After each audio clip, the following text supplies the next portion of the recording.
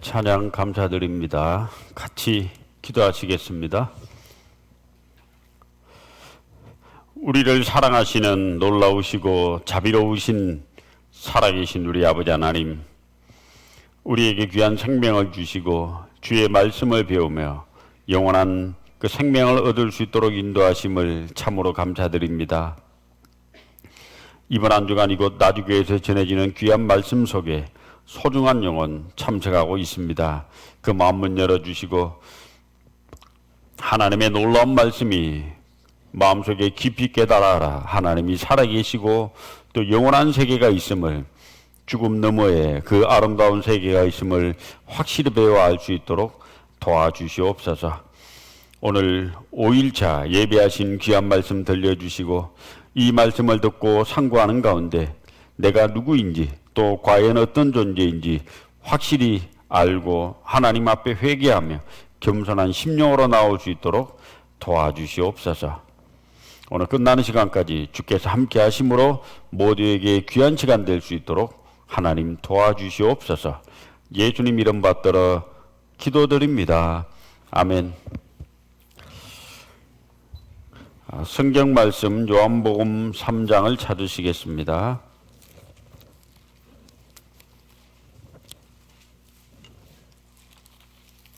요한복음 3장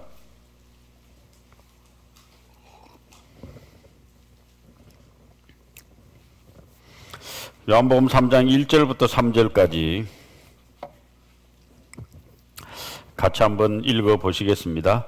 바리새인 중에 니고데모라는 사람이 있으니 유대인의 관원이라. 그가 밤에 예수께 와서 가로되 랍비여, 우리가 당신은 하나님께로서 오신 선생인 줄 아나이다. 하나님이 함께 하시지 아니하시면 당신의 행하시는 이 표적을 아무라도 할 수 없음이니이다.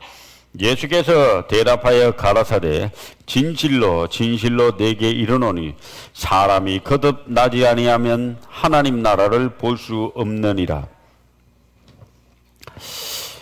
우리는 어제까지 이 성경이 과연 참으로 살아계신 하나님의 말씀인지, 또 그로 말미암아 하나님이 살아계신 분인지 살펴보았습니다. 이제 오늘은 내가 누구인지를 살펴보려고 합니다. 이 성경은 영원한 생명을 얻게 하기 위해서 기록된 놀라운 책입니다.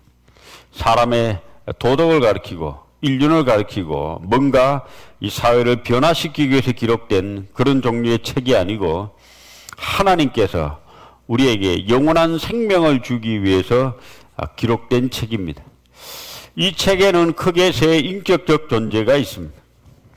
이 성경을 처음 펼치면은 태초에 하나님이 천지를 창조하시니라, 하나님이란 분을 만나게 됩니다. 이 하나님은 이분의 인격과 이분의 신분이 있습니다. 이 하나님의 신분은 창조주이십니다. 세상을 창조한 주님이십니다. 또 이분은 역사를 시작하셨고 역사를 주관하시고 역사를 움직여 가시는 역사의 주관자이십니다.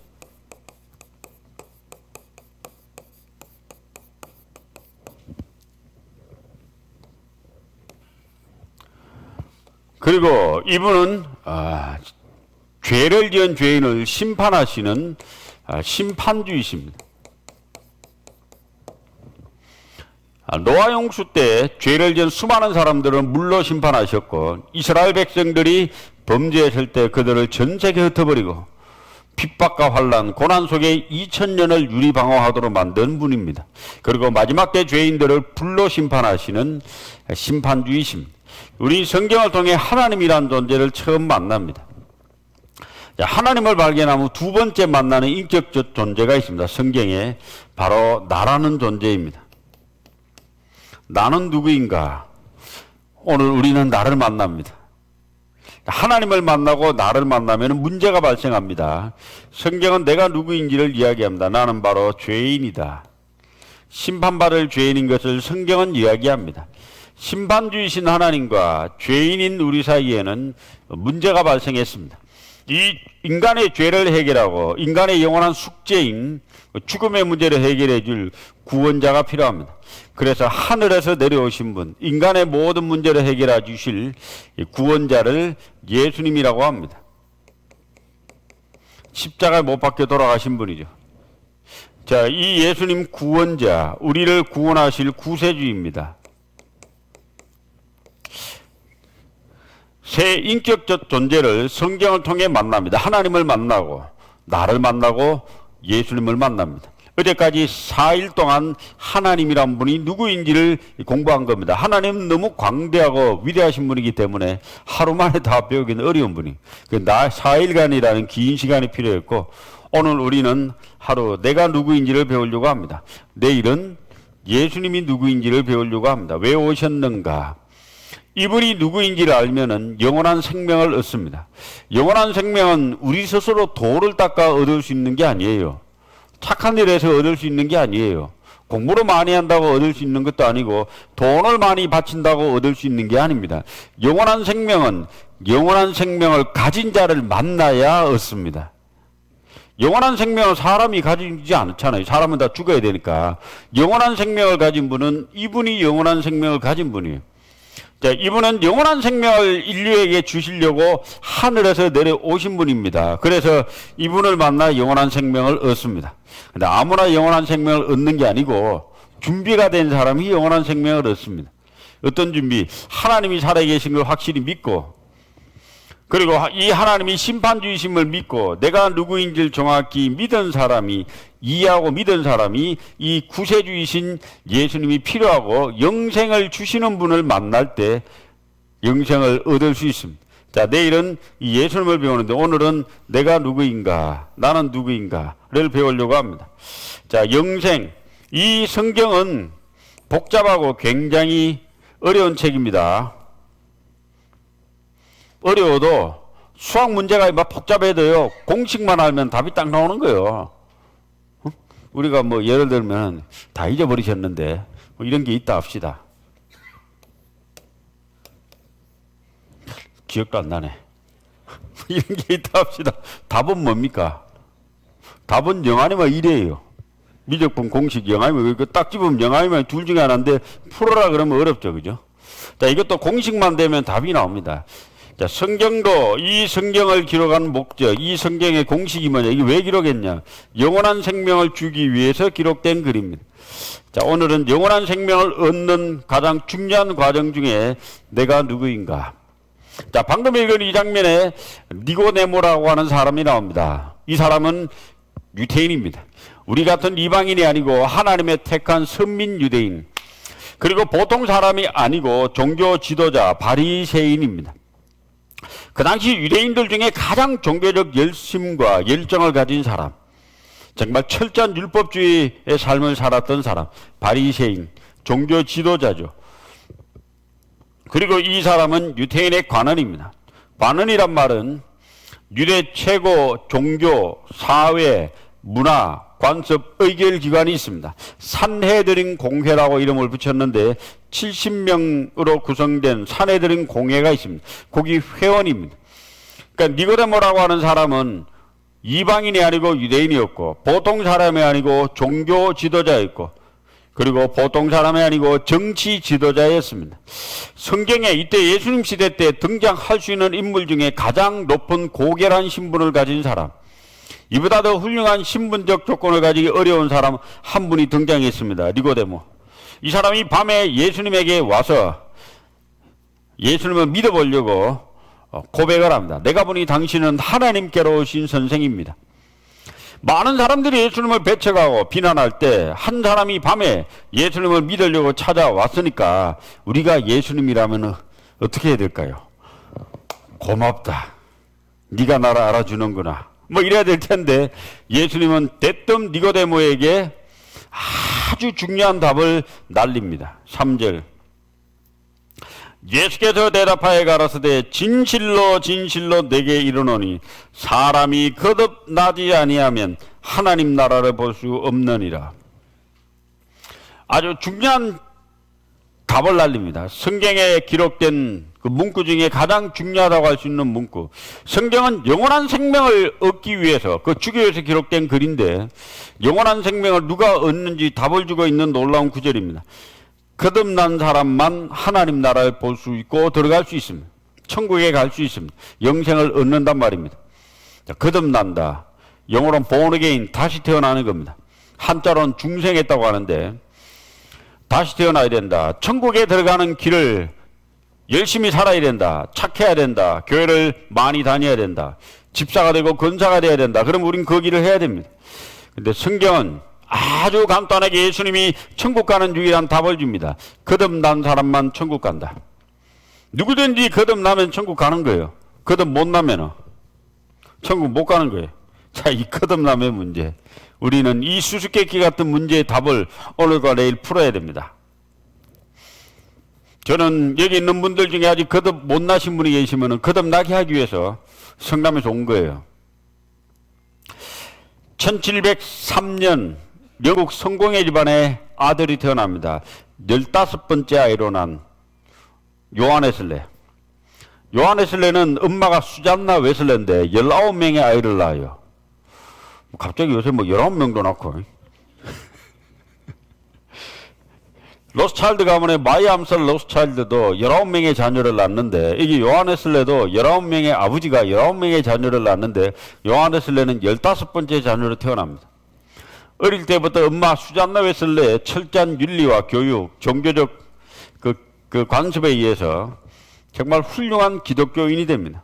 영국 옥스퍼드 대학을 우수한 성적으로 졸업하고 영국 성공회 목사가 됩니다. 그런 뒤에 1735년에 영국에서 미국으로 2년간 선교사로 파송을 갑니다. 대서양 바다를 항해하는 가운데 풍랑을 만나서 배가 뒤집히게 생겼습니다. 배가 파선할 위기에 처했을 때 웨슬레는 처음으로 죽음의 공포에 두려움에 뜹니다. 그런데 놀라운 것은 배 한쪽 귀퉁이에서 그 엄청난 위기 속에서도 아름다운 찬송 소리가 들린 거예요. 나중에 보니까 29명의 모라비안 교도라고 하는 사람들이 모여서 그 풍랑이는 바다 한가운데서 찬송을 불렀습니다. 배가 잔잔해진 이후에 웨슬레가 그들에게 가서 조금 전에 그 풍랑이 일 때 두렵지 않았냐고. 그때 그들은 뭐라 했는가 하면, 아니 우리가 거듭나서 천국 가는데 뭐가 두렵냐고. 우린 두렵지 않다고. 웨슬레 뭔가 자기의 믿음과, 목사인 자기의 믿음과 그 평신도인 모라비안 교도의 믿음이 좀 다르다는 것을 느낍니다. 미국에 도착해서 2년간 선교 사역을 하는 가운데 하나님이 그에게 인자를 베푸셔가지고 모라비안 교도 목사였던 목사인 슈판겐베르그라는 사람을 만나게 됩니다. 목사 대 목사로서 신앙의 대화를 하다가 웨슬레 처음으로 자기가 거듭난 적이 없다는 걸 깨닫게 됩니다.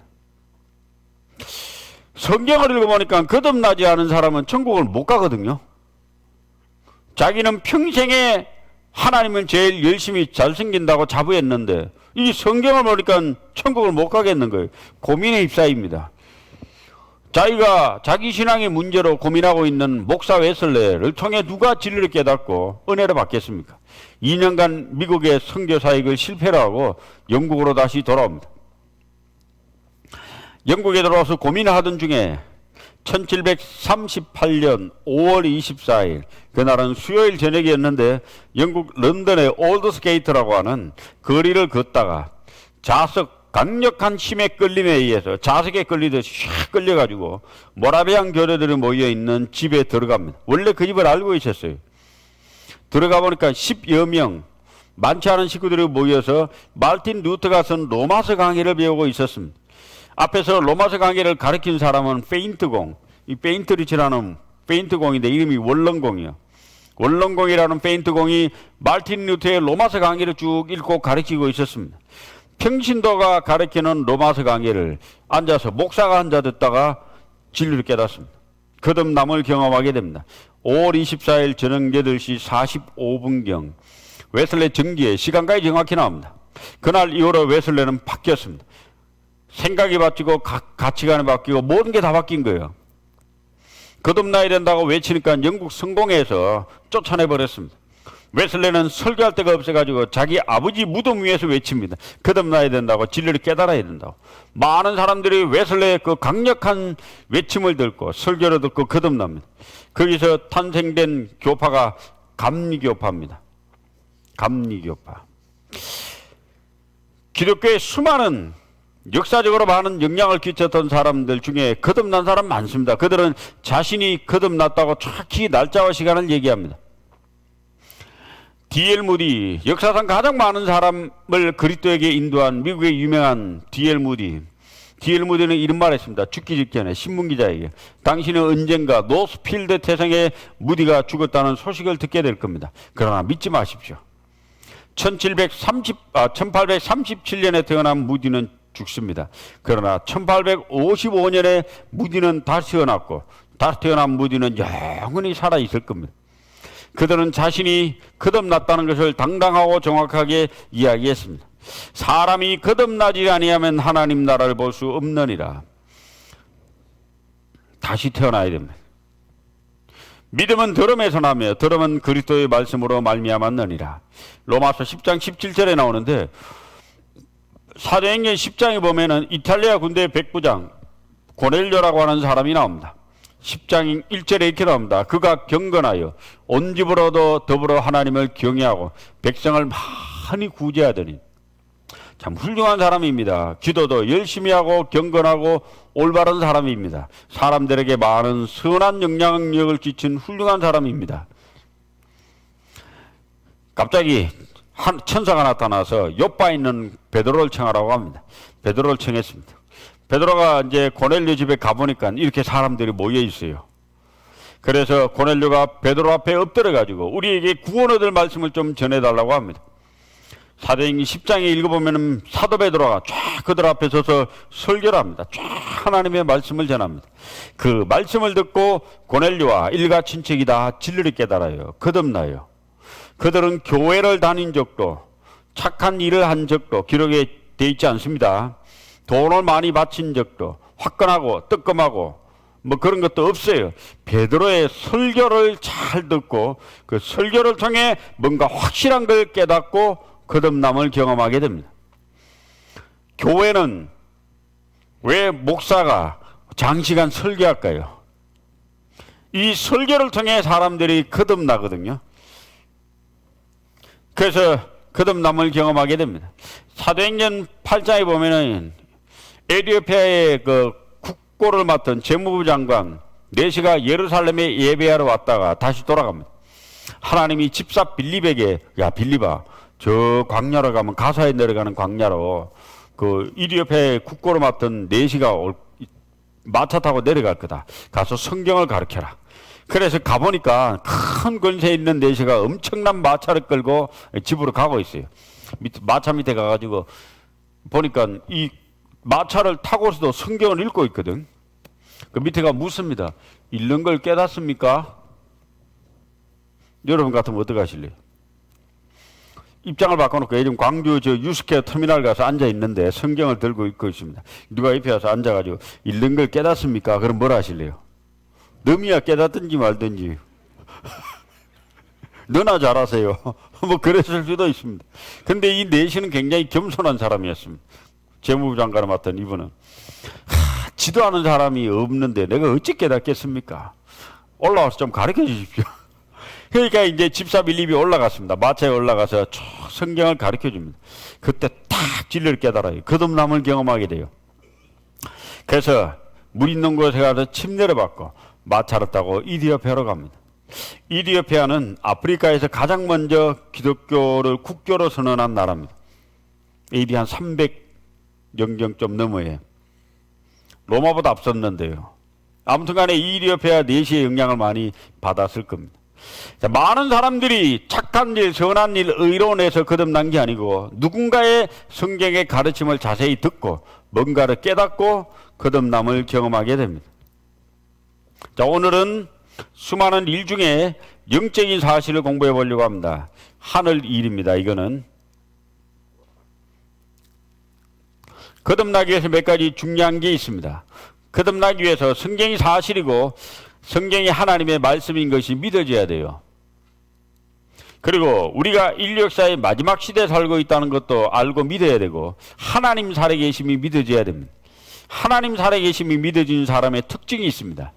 살아계신 하나님 앞에 두려움이 옵니다. 그리고 죄인인 걸 오늘 깨닫게 되면은 진정 회개하게 됩니다. 거듭나기 위한 유일한 조건은 회개라는 것이 필요합니다. 회개를 하기 위해서 오늘 2시간 정도 우리는 성경을 배우려고 합니다. 자, 거듭난 게 아닌 게 있습니다. 영접하는 자, 곧 그 이름을 믿는 자들에게는 하나님의 자녀가 되는 권세를 주셨으니 이는 혈통으로나 난 게 거듭난 게 아닙니다. 육정도 거듭난 게 아닙니다. 사람의 뜻으로 이것도 거듭난 게 아닙니다. 거듭난 것은 하나님께로 난 겁니다. 혈통을 영어로 blood, 피입니다. 인간의 의지, 그 다음에 사람의 계획이나 뜻 이런 것으로 거듭난 게 아닙니다. 유태인들이라고 다 거듭난 게 아니잖아요. 유태인들이 예수님을 죽였어요. 기독교 가정에 태어났다고? 저도 목사지만은 저에겐 2명의 아들이 있습니다. 목사 아들이라고 제 아들들이 자동적으로 거듭난 게 아니거든요. 각자 하나님의 말씀을 듣고 진리를 깨달아야 돼요. 목사 자녀들 중에 교회 안 나온 사람도 많습니다. 아버지가 목사라고 다 아들이 교회 신앙생활 하는 게 아니거든요. 자식 교육은 마음대로 안 돼요. 왕이라고 뭐 세자 교육 제대로 하던가요? 역대 왕들 중에 개망난이 세자 얼마나 많았는데. 그래서 옛말에 그런 말이 있나 봅니다. 자식 이기는 부모 없다고. 참 자식 교육만큼 힘든 건 없는 것 같아요. 기독교 가정에 태어났다고 다 천국 가는 거 아니거든요. 반드시 각각의 개인이 거듭나야 합니다. 각각의 개인이 말씀을 통해 거듭나야 됩니다. 그러니까 혈통으로 난 게 아니죠. 육정으로 난 게 아니다. 사람의 마음의 확신, 육체의 경험, 병나음, 기적, 방언, 환상. 다른 종교에도 병남이 있을까요, 없을까요? 있어요. 다른 종교에도 가보면 기적이 있어요. 방언이 있어요. 환상이 있어요. 세상에 종교라는 그 이름 아래는 모든 게 존재하는 게 기적과 환상, 예언 이런 것들입니다. 신비로운 이 사람의 상식과 지혜로 이해되지 않는 신비로운 사건들, 내용들이 어느 종교에나 다 존재합니다. 그 육체의 경험이 천국 가는 것인가? 아니거든요. 사람의 뜻이 아니다. 내가 예수를 믿기로 결심했다고 천국 가는 겁니까?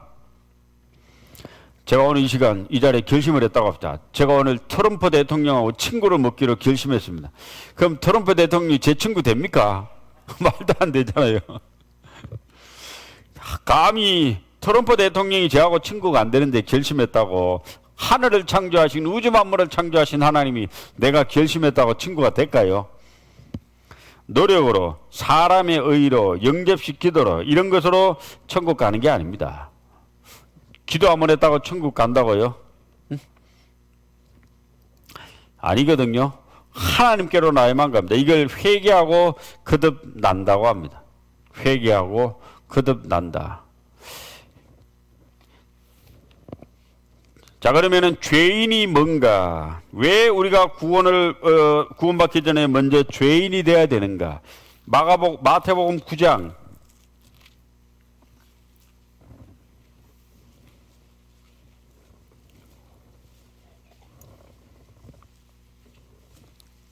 신약성경 마태복음 9장 10절.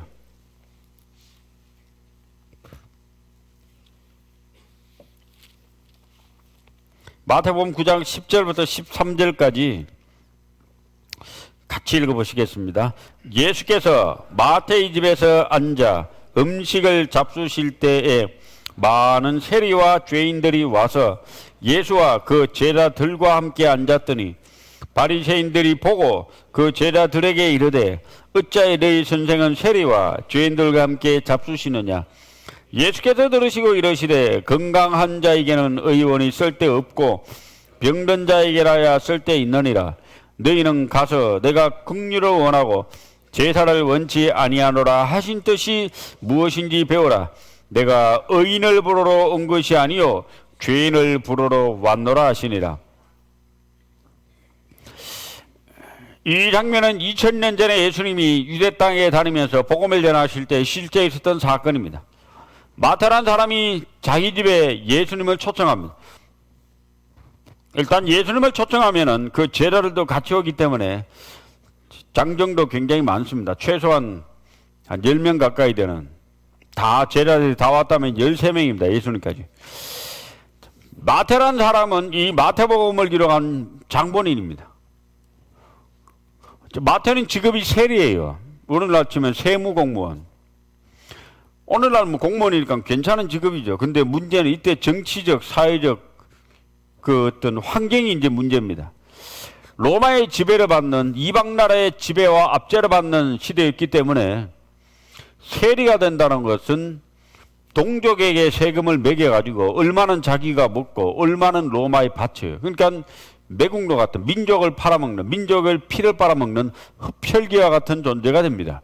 그래서 이 성경이 기록된 당시에 세리는 가장 죄 많은 죄인의 대명사예요. 이 세리는 돈을 더럽게 벌기 때문에, 양심을 팔아게 벌기 때문에 더러운 곳에 써요. 그 더러운 곳이 창녀들입니다. 그래서 세리와 창녀는 오늘날 이때 당시에 죄인의 대명사. 근데 이 죄인 세리 집에 예수님이 초청을 받아 갔습니다. 가운데 예수님이 앉아있고, 제자들도 앉아있고, 세리도 앉아있고, 창녀도 앉아있고, 옷을 입은 등 벗은 등 창녀도 있고, 그 장면을 유대 종교 지도자들이 봤습니다. 그래서 한마디 쏴붙이는 게 10절입니다. 11절입니다. 바리새인들이 보고 그 제자들에게 이르되 어찌하여 너희 선생은 세리와 죄인들과 함께 잡수시느냐? 왜 세리와 죄인들과 함께 음식을 먹느냐? 우리 같은 종교 지도자라고 뭐래, 저 죄인들하고 자칭 예수 하나님의 아들이 먹느냐 이럽니다. 그때 예수님이 이 말을 듣고 12절을 얘기합니다. 같이 읽어보겠습니다. 예수께서 들으시고 이르시되 건강한 자에게는 의원이 쓸데없고 병든 자에게라야 쓸데있느니라. 건강한 사람이 병원에 가요, 안 가요? 안 가요. 누가 병원 가요? 아픈 사람. 가보세요. 병원에 사람 많아요. 저는요, 눈이 별로 아파본 적이 없기 때문에 안과를 지나다니면서 저거 돈 버나 그랬거든요. 한 번도 가본 적이 없으니까. 안과가 뭐 돈 버나? 벌란가? 이랬습니다. 어느 날 제 아들이 눈이 빨개가지고 뭐 충혈돼가 뭐 병진 생겼는가, 아들을 데리고 안과를 갔어요. 들어갈 수가 없어요. 손님이 얼마나 많은지. 제가 그때 눈 아픈 사람이 많구나. 병원이 왜 잘 될까요? 아픈 사람이 많으니까. 육체가 아프면은 육체의 병을 치유하는 병원에 가면 의사가 계십니다. 그 의사가 육체의 병을 치유해 줍니다. 영혼의 병은 죄인데 죄를 치유를 받으려면 죄를 치유하는 의사를 찾아가야 돼요. 그 죄를 치유하는 의사는 바로 예수님입니다. 병원에 가서 누가 병이 빨리 낫는가 하면 의사가 시키는 대로 의사를 절대적으로 신뢰하고 의사의 의지에서 낫고자 하는 의지를 가지고 순종하는 자가 병이 빨리 낫습니다. 의사가 이렇게 약 먹어야 됩니다. 당신은 뭐 아픕니다. 그럼 내가 어디가 아파요? 나는 약은 뭐 돼요? 의사 시킨 대로 안 하면요, 병이 더 악화돼요. 마찬가지로 영혼의 병이 죄인데 당신은 죄가 있습니다. 이 죄를 치유하셔야 됩니다. 그러면 그렇습니까? 그래야 되는데 내가 뭔 죄가 있냐고, 내가 무슨 죄인이냐고 웃긴 소리 하지 말라고. 이래버리면 이제 영혼의 병인 죄가 치유가 될 수가 없지요. 13절. 너희는 가서 내가 긍휼을 원하고 제사를 원치 아니하노라 하신 뜻이 무엇인지 배우라. 내가 의인을 부르러 온 것이 아니요 죄인을 부르러 왔노라 하시니라. 예수님은 영혼을 치유하는 의사이기 때문에 영혼의 병이 죄인데 자기가 죄인인 줄 알고 겸손하게 나오는 자를 치유하러 오신 분입니다. 거듭날 수 있는 유일한 조건은 바로 죄인이라만 거듭납니다. 성경을 자세히 읽어보면은 진리를 못 깨닫는 사람, 참 거듭나기 어려운 사람이 두 종류의 사람이 있어요. 하나는 완전히 죄 가운데 살아서 죄가 죄인 줄도 모르는 아주 악당들. 죄를 지어도 양심의 가책이 전혀 없는 사람들, 이런 사람들은 진리 깨닫기 어렵습니다. 또 한 무리에 참 아이러니한 무리가 있는데, 어릴 때부터 종교적 열심과 종교적 수고 가운데 나서 평생 종교인의 생활에서 자기가 원래부터 의롭고 거룩하고 자기는 거듭난 만큼 이 하나님의 은혜와 또 죄가 있다고 느끼지 않는 사람들, 그런 사람들도 참 구원받기 어려운 거예요. 자, 오늘 우리는 누가 죄인인가, 그것부터 정확히 좀 이해하고 알아야 되겠습니다. 예수님은 죄인을 부르러 왔거든요. 당신 죄 지었죠? 그러면 거의 대부분의 사람들이 내가 무슨 죄 있냐고 기분 나쁘게, 당신은 죄 없냐 그러거든요. 자, 성경은 무엇을 죄인이라고 하는가? 답을 한번 찾아봐야 되겠습니다. 시편 51편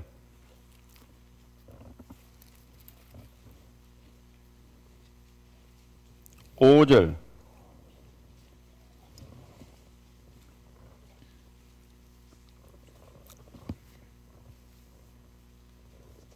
시편 51편 5절.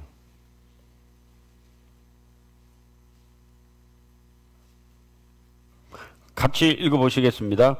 내가 죄악 중에 출생하였으며 모친이 죄 중에 나를 잉태하였나이다. 죄인이란 말은 네가 이런 죄를 지었지, 너 많은 죄를 지었지, 너 뭔 죄를 범했냐, 이런 뜻이 아니고 우리의 영적 신분을 성경에서는 죄인이라고 합니다. 우리는 나면서부터, 엄마 뱃속에서부터 죄를 가지고 태어난 죄의 후손이라고 합니다. 죄악 중에 출생했고 모친이 죄 중에 나를 잉태했다고 합니다. 죄의 시작은 아담 한 사람입니다. 창세기에 읽어보면은 아담이 따먹지 말라는 선악과 나무를 따먹고 불순종함으로 범죄해서 죄인이 되어버렸어요. 그 후손 전부 다 죄인이 됩니다. 로마서 5장 12절에 아주 중요한 구절이 있는데 이 구절은 같이 한번 읽어보시겠습니다. 이러므로 한 사람으로 말미암아 죄가 세상에 들어오고 죄로 말미암아 사망이 왔나니 이와 같이 모든 사람이 죄를 지었으므로 사망이 모든 사람에게 이르렀느니라. 한 사람 누군가 하면은 이 아담 한 사람으로 인해서 죄가 세상에 들어왔습니다. 이 죄로 말미암아 사망이 왔는데 모든 사람이 죄를 지었으므로, 모든 사람은 다 아담 후손들이거든요. 아담의 뱃속에 있었거든요. 모든 사람이 죄를 지었으므로 사망이 모든 사람에게 이르렀느니라. 한 사람으로 인해서 모든 사람이 죄인 됐다고 합니다. 죄는 하나님의 생명으로부터 아담을 분리시킨 겁니다. 하나님과 아담은 죄로 말미암아, 불순종한 죄로 말미암아 분리가 되었고 그 후손 모든 아담 자손들은 하나님의 생명으로부터 단절된 상태로 이 땅에 났습니다. 같이 읽어보겠습니다. 악인은 모태에서부터 멀어졌으며 나면서부터 곁길로 나아가 거짓을 말하는도다. 모태에서부터, 엄마 뱃속에서부터 멀어진 겁니다. 우리 모두가 성악설, 나면서부터 죄를 가지고 태어난 죄인의 불이라고 성경은 이야기합니다.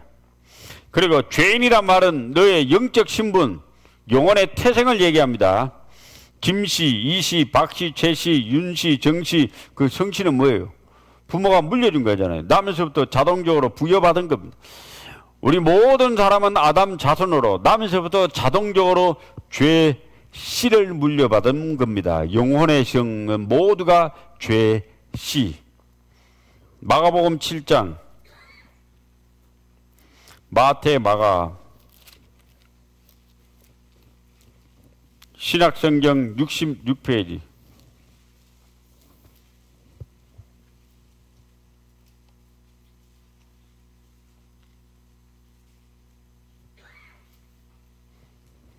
마가복음 7장 21절부터 23절까지 같이 읽어보시겠습니다. 속에서 곧 사람의 마음에서 나오는 것은 악한 생각, 곧 음란과 도적질과 살인과 간음과 탐욕과 악독과 속임과 음탕과 흘기는 눈과 회방과 교만과 광편이 이 모든 악한 것이 다 속에서 나와서 사람을 더럽게 하느니라.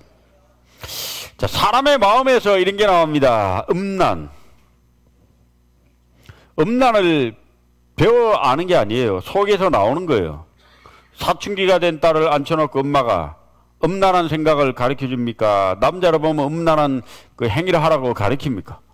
그걸 가르치는 부모 한 명도 없습니다. 근데 아이들은 사춘기가 되면은 이해하고 압니다. 도적질, 남의 물건 훔치는 거, 욕심을 부리는 거, 속임, 음탕, 헐기는 눈, 이런 것들이 원래 뱃속에, 엄마 뱃속에서부터 가지고 태어났기 때문에 특별히 가르침을 받지 않아도, 교육을 받지 않아도 이런 거 다 압니다. 타인에게 선을 베푸고 의론이라고 윤리와 도덕과 또 자비 이런 것들은 배워야 돼요. 교육을 받아야 돼요. 근데 이런 죄들은 배우지 않아도, 교육을 받지 않아도 때가 되면 나오는 겁니다. 외국에 성교를 가보고 외국을 가보면요, 언어도 다르고 문화도 다르고 관습도 다르고 다 달라요. 얼굴색도 다르고. 근데 똑같은 게 있어요. 어느 나라 가든지. 그것은 바로 죄 짓는 모습입니다. 세계 어디를 가도 음란이 존재하고 간음이 존재하고 악독이 존재하고 살인이 존재하고 도둑이 존재합니다.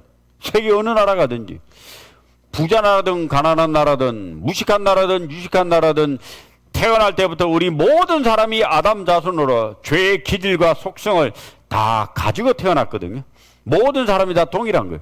이게 전 세계 모든 사람 속에 있는 겁니다. 23절, 이 모든 악한 것이 다 속에서 나와서 사람을 더럽게 하느니라.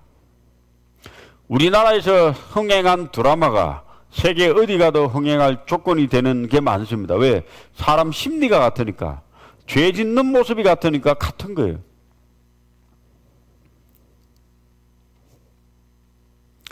잠언 26장 24절 25절에 이런 말씀이 있습니다. 감정이 있는 자는 입술로는 꾸미고 속에는 괴휘를 품나니 그 말이 좋을지라도 믿지 말 것은 그 마음에 7가지 가정한 것이 있습니다. 감정이 있는데 감정이 있는 걸 입으로 다 내뱉지 않잖아요. 입술로는 꾸며요. 속을 감춥니다.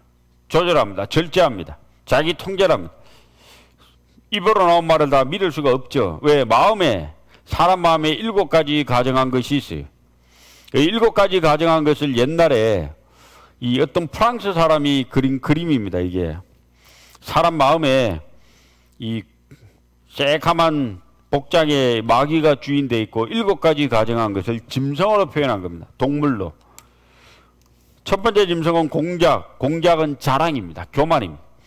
두 번째 짐승은 염소는 고집스럽고 음흉한 겁니다. 세 번째 돼지, 욕심이죠. 네 번째 거북이, 기회주의, 변명, 게으름. 다섯 번째 표범은 싸납습니다. 악독합니다. 여섯 번째 이 뱀은 간사하고 거짓말합니다. 일곱 번째 개구리는 시끄럽고 수근수근하고 눈이 빨개요. 술 취한 겁니다. 공작은 교만의 상징입니다. 자, 우리는 많은 교만한 것이 있습니다. 우리에는 사회적 교만이 있습니다. 이 지위가 높은 사람은 지위가 낮은 사람을 무시하는 경향이 있습니다. 사장은 과장을 무시하고 과장은 말단사원을 무시합니다. 이 교만이 있거든요. 도덕적 교만. 선하고 의롭게 사는 사람은 죄 짓고 살아가는 사람을 보고 나쁜 놈, 못된 놈, 교만합니다. 지적 교만. 많이 배운 사람은 배우지 못한 사람을 무시합니다. 무식한 것들이. 영적 교만이 있습니다. 교회 생활을 오래 하고 또는 가톨릭이나 절간에 오래 돌아가 이 종교 생활을 많이 한 분들은 그렇게 하지 않은 분들을 무시하는 경향이 있습니다. 이 여인은 중국 배우인데 지금 손가락에 지금 다이아 반지 엄청 큰 게 꼈어요. 지금 이 자랑해야 돼. 지금 손으로 이렇게 지금 포라고 지금 갑의 횡포 뭐 하나 가졌다고요? 횡포를 부립니다.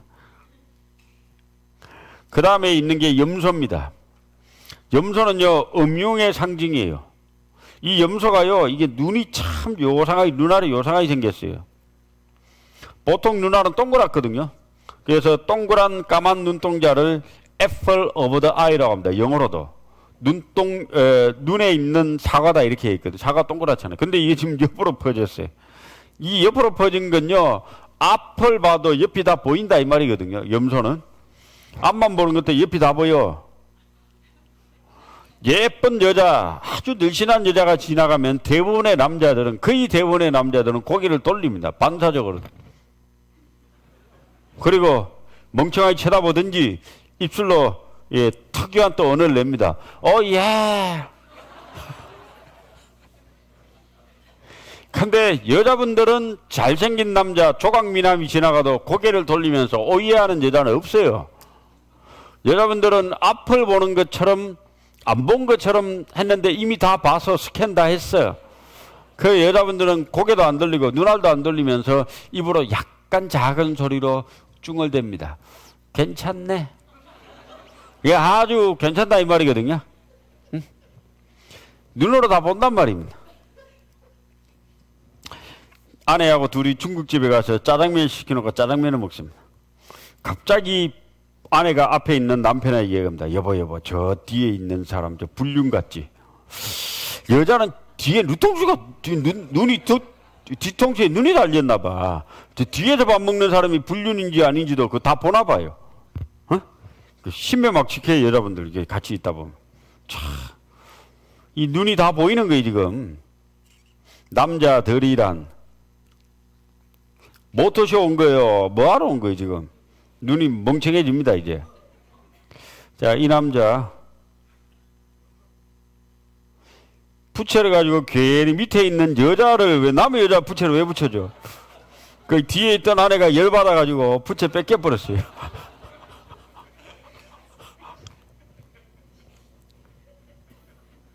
이런 적 없어요.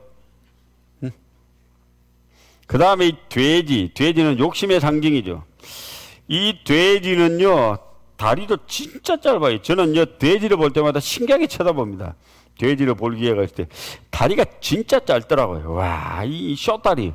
왜요? 하도 먹어가지고 배가 땅에 닿여요. 그리고 이 돼지는요, 목이 없어요. 머리통에서 바로 몸통으로 들어갑니다. 근데 우리가 한국 사람이 제일 좋아하는 음식 중에 하나가 돼지 목살이거든요. 어디가 목이에요? 목이 없는데 뭔 목이요? 이게 목살인가? 이게 목살인가? 잘 모르겠는데. 목이 없잖아요, 지금. 이 목이 없으니까 돼지는 눈을 들어 하늘을 볼 재간이 없어요.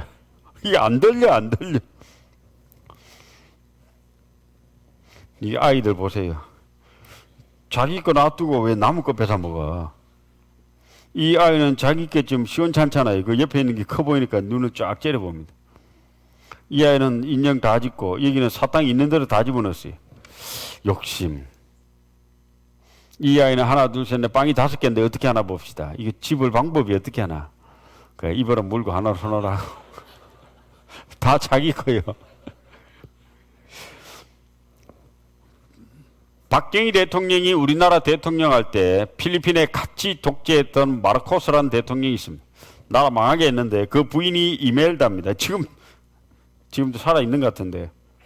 이 8년간 매일 구두를 갈아 신었다고 한다. 하루도 같은 구두를 신은 적이 없다.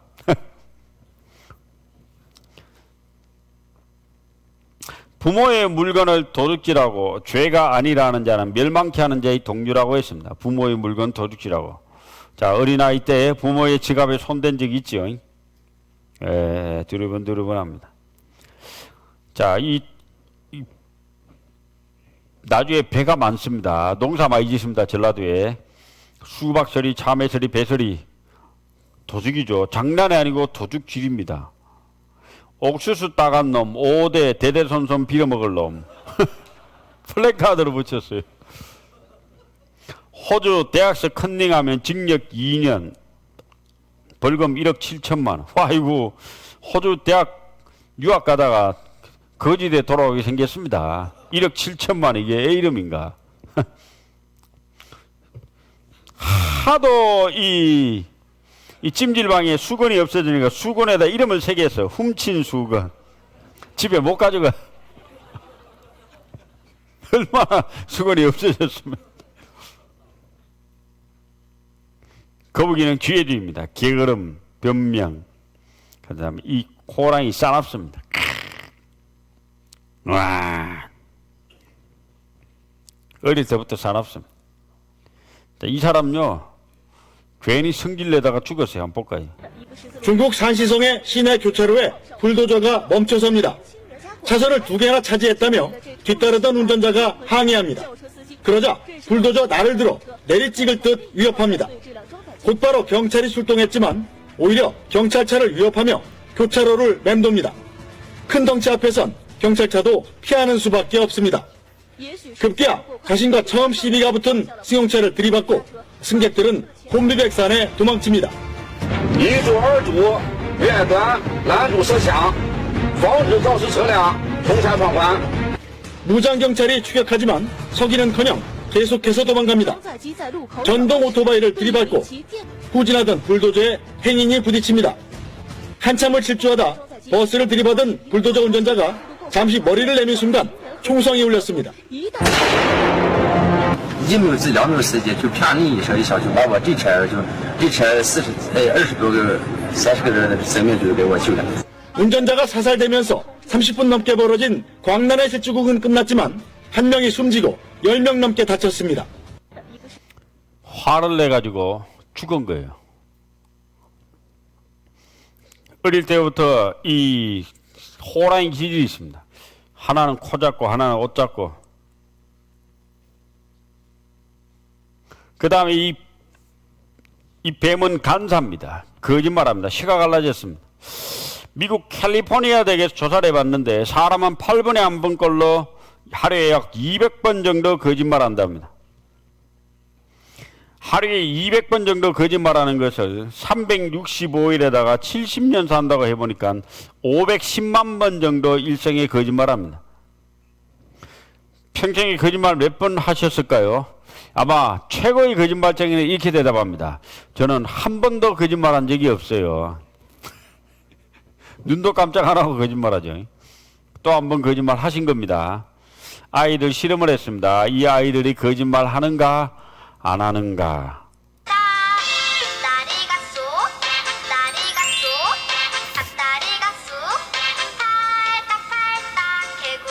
뒤에 인형 봤어요? 안 봤어요? 안 봤어요? 인형이 뭘까요? 어디 그럼 서린이가 안 봤다고 했으니까 마지막 인형 맞추기 게임 할게. 뒤에 봐봐. 호랑이 소리를 듣고도 정답인 곰이라고 대답합니다. 인형이에요. 다음 아이도 뒤를 돌아보고 곰인 걸 확인하는데요. 혜야, 인형 봤어요? 안 봤어요? 봤어요? 안 봤어요? 안 봤어요? 진짜? 알았어. 앞에 보고. 어디 그럼 세야 인형 안 봤으니까 무슨 인형이게요? 9명의 아이들이 뒤돌아보지 않았다고 거짓말을 했습니다. 자, 아이들이 전부 다 뒤돌아보고 곰을 보고도 안 돌아봤다는 거짓말을 합니다. 이들이 누굴까요? 여기 다 앉아 계신 분들이. 이 애들이 자라 어른 된 거잖아요. 우리 거짓말 잘합니다, 우리. 자, 이 둘이 뽀뽀하니까 여 샘통 나버렸습니다. 열받아버려.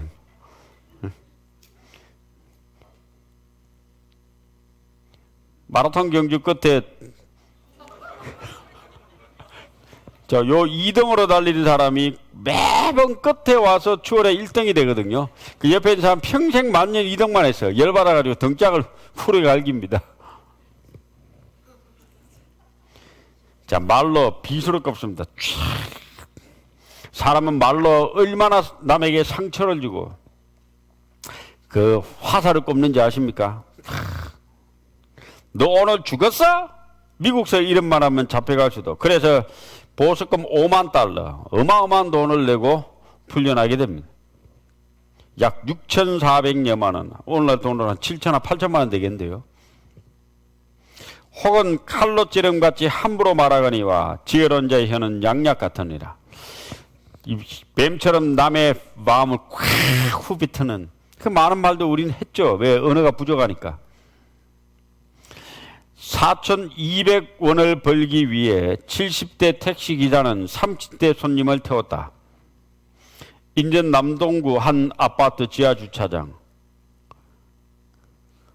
택시 운행 중 녹음된 강시 상황. 30대가 70대 어르신에게 계속 반말합니다. 우회전 좌회전에.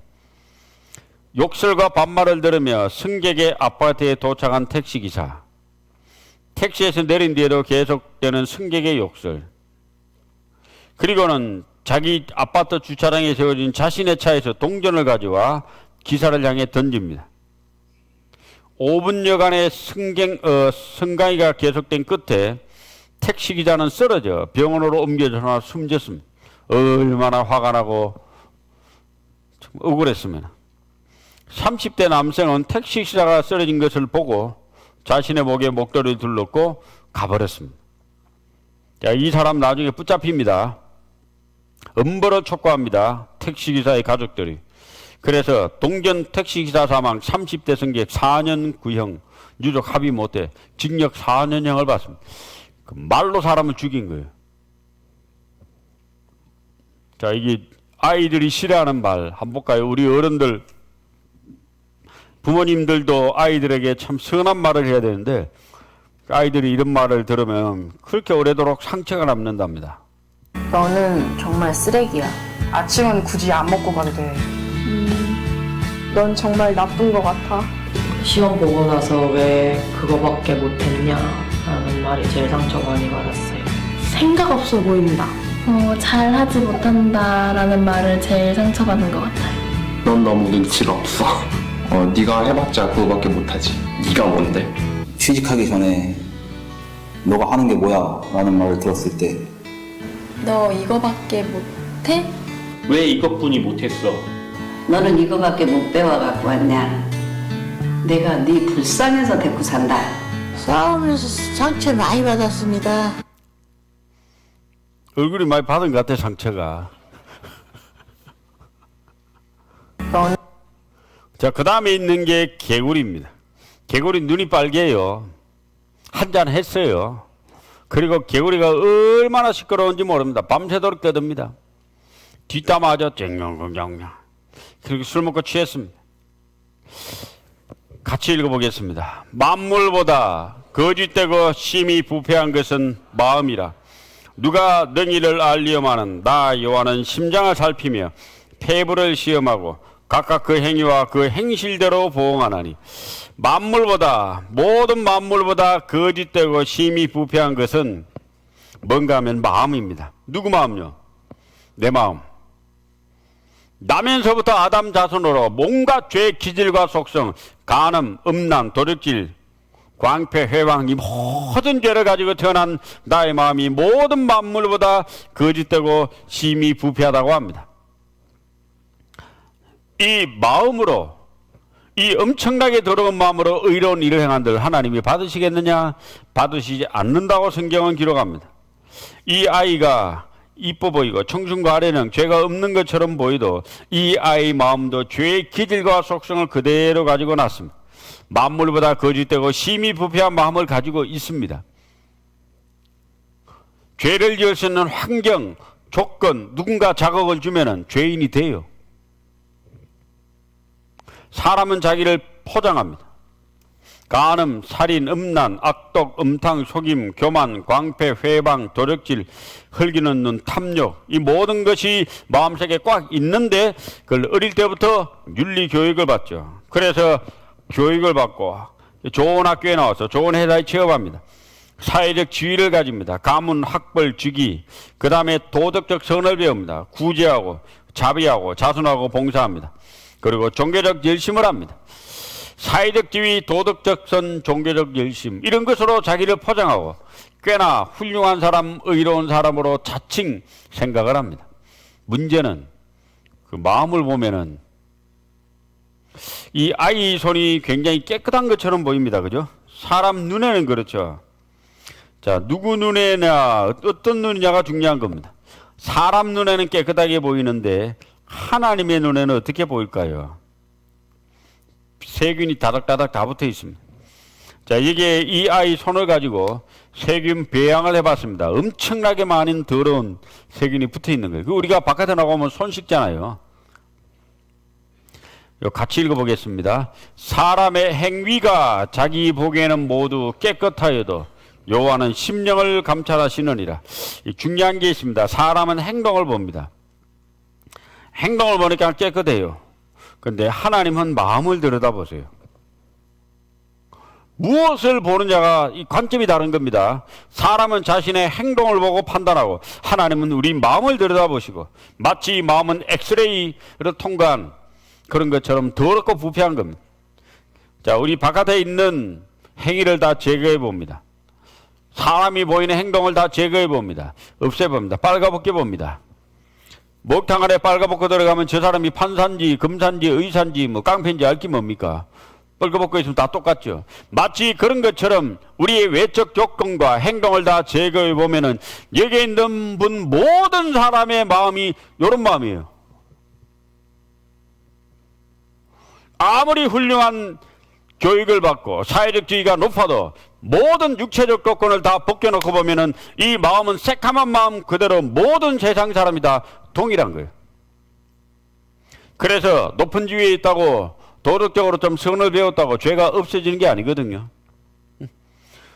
지금 뭐 대통령도 가끔 TV 나옵니다만 거짓말도 하고 변명도 하고 할 거 다 해요. 그죠? 잘은 모르지만 이 사람이기 때문에 그렇습니다. 벌거벗은 것처럼 죄가 그대로 다 가지고 있습니다. 같이 읽어보겠습니다. 그런즉 하나님 앞에서 사람이 어찌 의롭다 하며 분야에게서 난 자가 어찌 깨끗하다 하랴. 하나님의 눈에는 달이라도 명랑치 못하고 별도 깨끗이 못하거든 하물며 벌레인 사람 구더기인 인생이라. 벌레 구더기라 했습니다. 자, 벌레인 사람 구더기인 인생이라. 하나님이 보실 때 사람을 구더기라고 한 겁니다.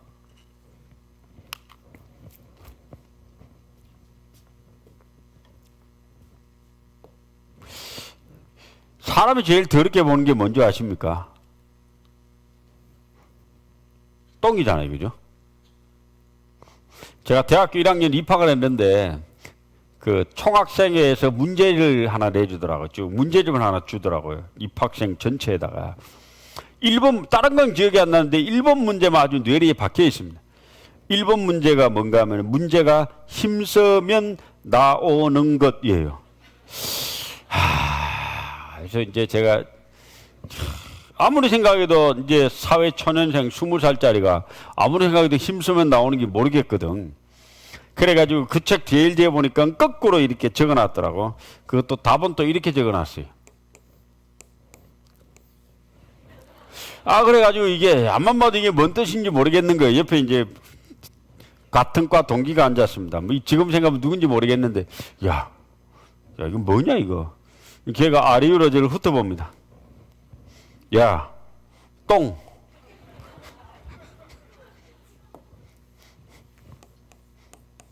힘쓰면 나옵니다. 똥을 제일 좋아하는 존재가 있습니다. 나비입니까? 벌입니까? 똥을 제일 좋아하는 존재는 파리고, 파리가 새끼를 놓고 갑니다. 그게 구더기입니다. 하나님이 보실 때 제일 더럽게 보는 게 죄입니다. 죄. 이 죄 가운데 살아가는 존재가 바로 저와 여러분인 사람입니다. 그러니까 사람이 구더기 보듯이 하나님이 사람을 보니까 벌레인 사람 구더기인 인생이 되는 거예요. 하나님 볼 때 제일 더러운 죄 가운데 살아가니까 구더기나 사람이나 이 비싼 이 존재가 되어버린 것이 하나님이 보시는 관점이 됩니다. 자, 예를 들어서 우리가 옛날에 화장실에 이런 이 재래식 화장실에 우리가 볼일을 보러 갔다고 합시다. 여기 똥이 가득 차 있죠. 여 밑에 있는 구더기, 발판 위에 오르는 구더기, 다 오른 구더기, 바깥에 있는 구더기. 여기는 똥이 다 묻었고, 여기는 반만 묻었고, 여기는 조금만 묻었어요. 자, 사람이 볼 때 어느 구더기가 깨끗합니까? 사람 볼 땐 다 더럽죠. 가장 깨끗한 구더기는 1번, 2번, 3번. 사람 볼 때 모두가 다 더러운 구더기예요. 모두가 다 더러운 구더기. 똥이 다 묻은 구더기, 반만 묻은 구더기, 하나도 안 묻은 구더기. 사람 보기에는 다 더럽습니다. 죄가 많은 사람, 죄가 보통인 사람, 죄가 조금 있는 사람, 사람 볼 때는 평가합니다. 야, 이 나쁜 놈아, 어떻게 그렇게 더러운 짓을 하고 살아? 그럽니다. 근데 하나님이 볼 때는 다 똑같은 죄인입니다. 자, 그래서 성경 욥기 35장 7절 8절에 뭐라고 했는가 하면은 내가 의로운들 하나님께 무엇을 드리겠으며 그가 내 손에서 무엇을 받으시겠느냐? 너의 악은 너와 같은 사람이나 해야 할 따름이요 내 의는 인생이나 유익하게 할 뿐이다. 네가 행하는 의도 사람이나 유익할 뿐이다. 그래서 위선이라는 단어가 나왔습니다. 이게 사람 인자 옆에다가 할 위자를 쓰면은 거짓 위가 됩니다. 거기에다 착한 선자를 붙이면은 위선이 됩니다. 사람의 하는 선은 선인데 거짓선이다. 죄가 발린 선이다. 더러운 선이다. 성경은 우리 모든 인류를 죄인으로, 철저히 타락된 죄인으로 선언합니다. 로마서 3장, 신약성경 로마서 3장.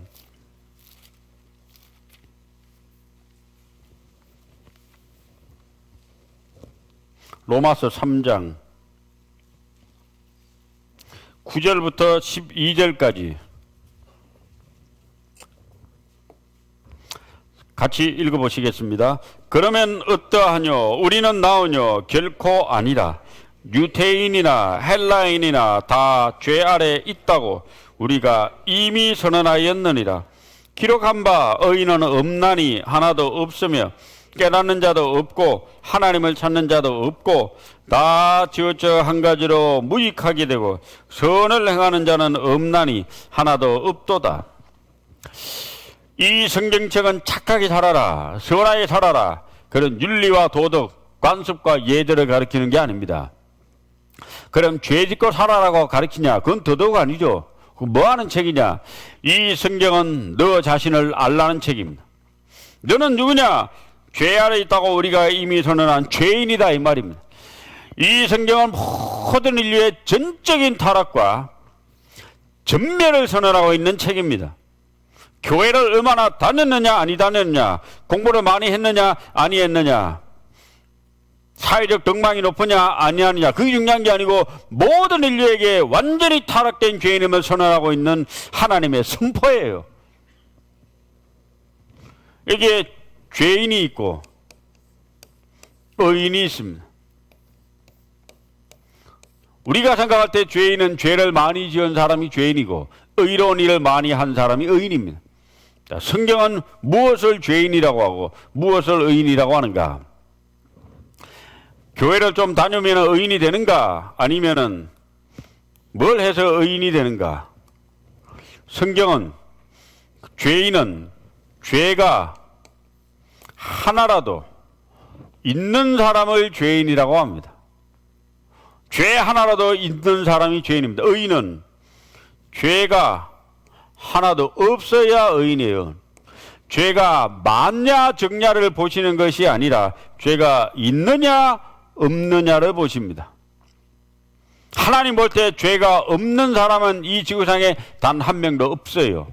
왜? 아담 자손으로 원래부터 타락된 죄인으로 났기 때문에 모두 다 완전히 타락된 죄인임을 선언합니다. 23절 같이 읽어보겠습니다. 모든 사람이 죄를 범하였음에 하나님의 영광에 이르지 못하더니. 누가 죄를 범했다고요? 모든 사람. 모든 사람 가운데 저와 여러분이 있습니까 없습니까? 있어요. 교회 다니면 천국 간다고 혹 배웠으면 그건 폭 속은 겁니다. 착한 일 하면 천국 간다고, 우리 교회 나오면 천국 간다고, 하나님께 열심히 기도하면 천국 간다고 배웠다면 완전히 폭 속은 겁니다. 기도해서 천국 간다는 말 없습니다. 거듭나야 천국 간다 있지. 교회 다니면 천국 간다고요? 그런 말 없습니다. 거듭나야 천국 간다 있지. 성경은 이야기합니다. 모든 인류의 전적인 타락과 전멸을 선언합니다. 모든 사람이 죄인임을 선언합니다. 예, 모든 사람이 죄인입니다. 그럼 의인은 있어요 없어요? 의인은 모든 사람 죄인이니까 의인이 한 명도 없잖아요. 그래서 아까 거기에 10절 기록된 바 의인은 없나니 얼마나 없어요? 하나도 없어요. 그럼 여기 계신 분 모두가 뭐예요? 죄인이에요. 의인은 이 지구상에 단 한 명도 없습니다. 천국 갈 만큼 의로운 일 한 사람은 아무도 없습니다. 하나님 앞에 의로운 인생 단 한 명도 없습니다. 같이 읽어보겠습니다. 선을 행하고 죄를 범치 아니하는 의인은 세상에 아주 없느니라. 선을 행하고 죄를 범치 아니하는 의인은, 이 의인은, 의로운 인생은 세상에 아주 없다 했습니다. 우리 모두가 하나님 앞에 타락된 죄인임을 성경은 선언하고 가르칩니다. 우리는 하나님 앞에 이제 회개하고 뉘우쳐 진리를 깨닫고 다시 태어나야 돼요. 우리 다 죄인이니까 다시 태어나야 됩니다.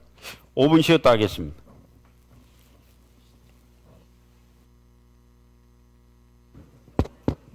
자, 모이시는 동안에 체조하겠습니다. 안전자리에서 혈액순환에 도움되는 매일 하는 체조. 박지성과 함께하는 대한민국 응원체조. 하나, 둘, 셋, 넷, 다섯, 여섯, 일곱, 여덟. 하나, 둘, 셋, 넷, 다섯, 여섯, 일곱, 여덟. 하나, 둘, 셋, 넷, 다섯, 여섯, 일곱, 여덟. 하나, 둘, 셋, 넷, 다섯, 여섯, 일곱, 여덟. 한 번 더.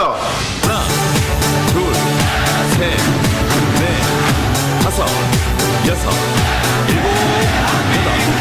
하나, 둘, 셋, 넷, 다섯, 여섯, 일곱, 여덟. 하나, 둘, 셋, 넷, 다섯, 여섯, 일곱, 여덟. 하나, 둘, 셋, 넷, 다섯, 여섯, 일곱, 여덟. 자, 시작해볼까요? 자, 왼쪽 분 어깨 좀 주물러 주십시오. 수고 많으십니다.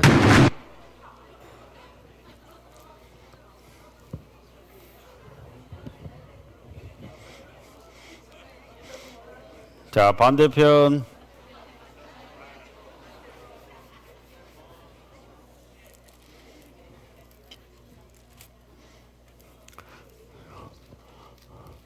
자, 박수를 5번 칩니다. 시작.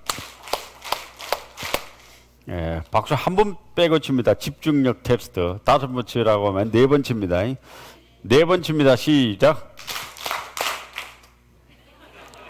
3번 칩니다. 시작. 한 번 칩니다. 시작. 예, 집중력 테스트. 로마서 1장.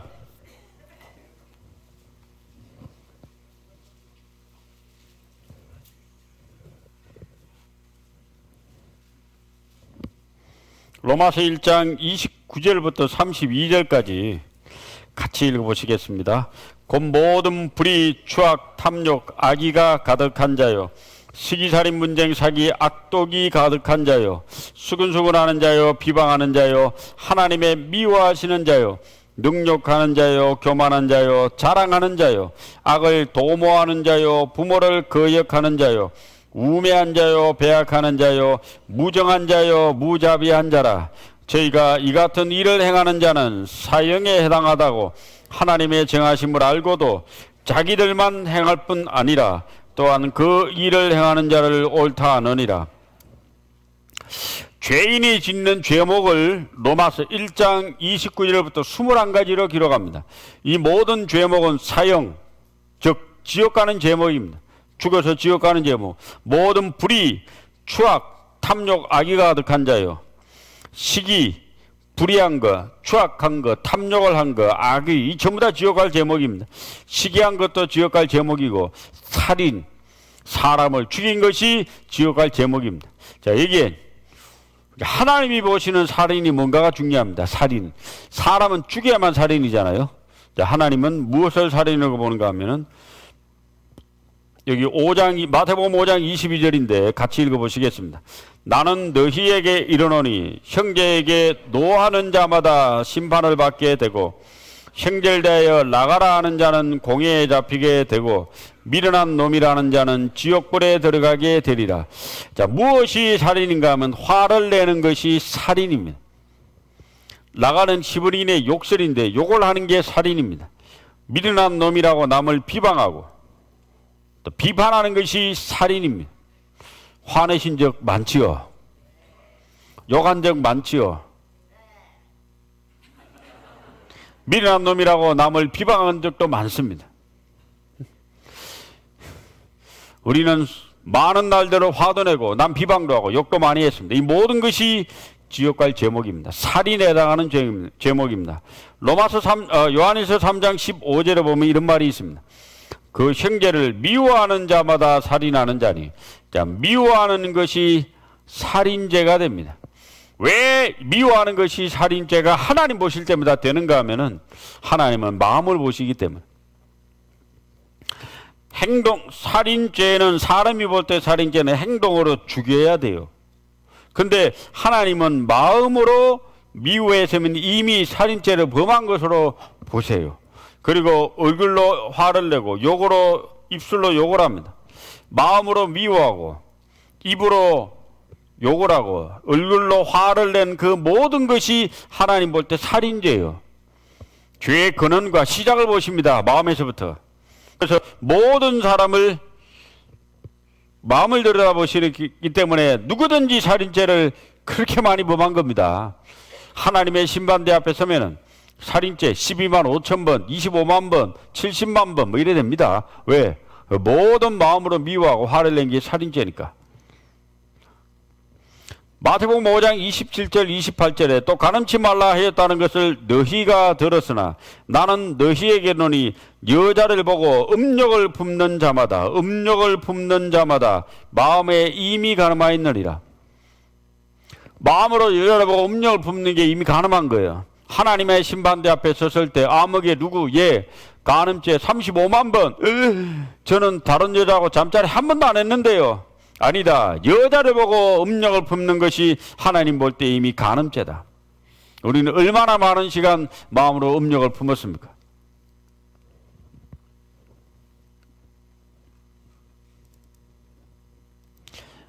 우리는 많은 시간 살인죄를 범했습니다. 그리고 많은 시간 비방했습니다. 하나님의 미워하는 자예요. 그리고 많은 시간 부모를 거역했습니다. 그리고 우매했고 약속도 어기고 무정했고 무자비했습니다. 저희가 이 같은 일을 행하는 자는 사형에 해당하다고 하나님의 정하심을 알거든.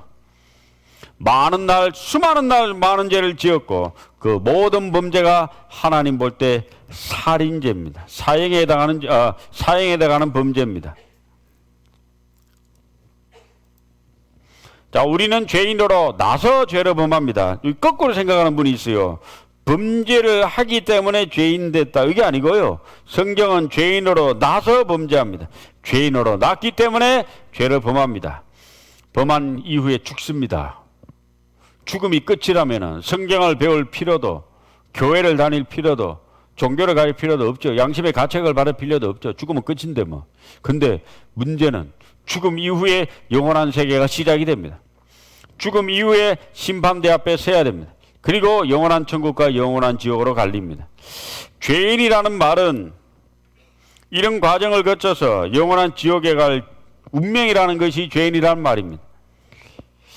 교회 다니자 하니까 놀기도 바쁘다. 예수 믿으세요 하니까 지금은 바빠서. 예수님 믿으세요 하니까 바쁘니까. 예수 믿으세요 하니까 바쁜 일 좀 끝내고. 바쁘다고 그냥 가셨네요.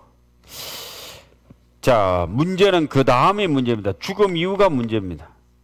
같이 읽어보겠습니다. 한 번 죽는 것은 사람에게 정하신 것이요 그 후에는 심판이 있으리니.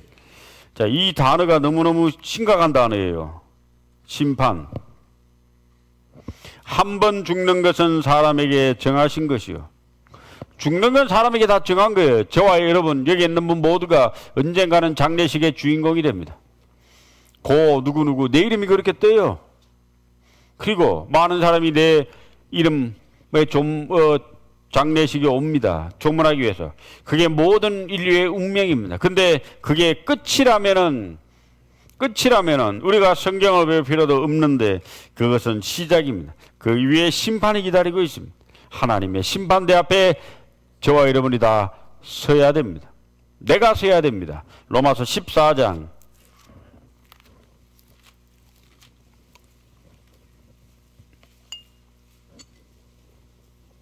10절부터 12절까지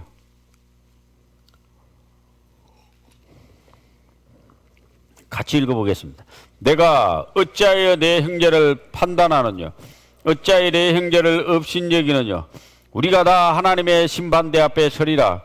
기록되었으되 주께서 가라사대 내가 살았노니 모든 무릎이 내게 꿇을 것이요 모든 혀가 하나님께 자백하리라 하였느니라. 이러므로 우리 각인이 자기 일을 하나님께 직고하리라. 여기 10절 끝에 보면은 우리가 다 하나님의 심판대 앞에 서리라. 자, 하나님 심판주입니다. 이 하나님은 창조주도 되시고 세상을 창조하신 이 하나님은 궁극적으로 우리를 심판하시는 심판주입니다. 이 하나님의 심판대 앞에 우리가 다 서야 됩니다.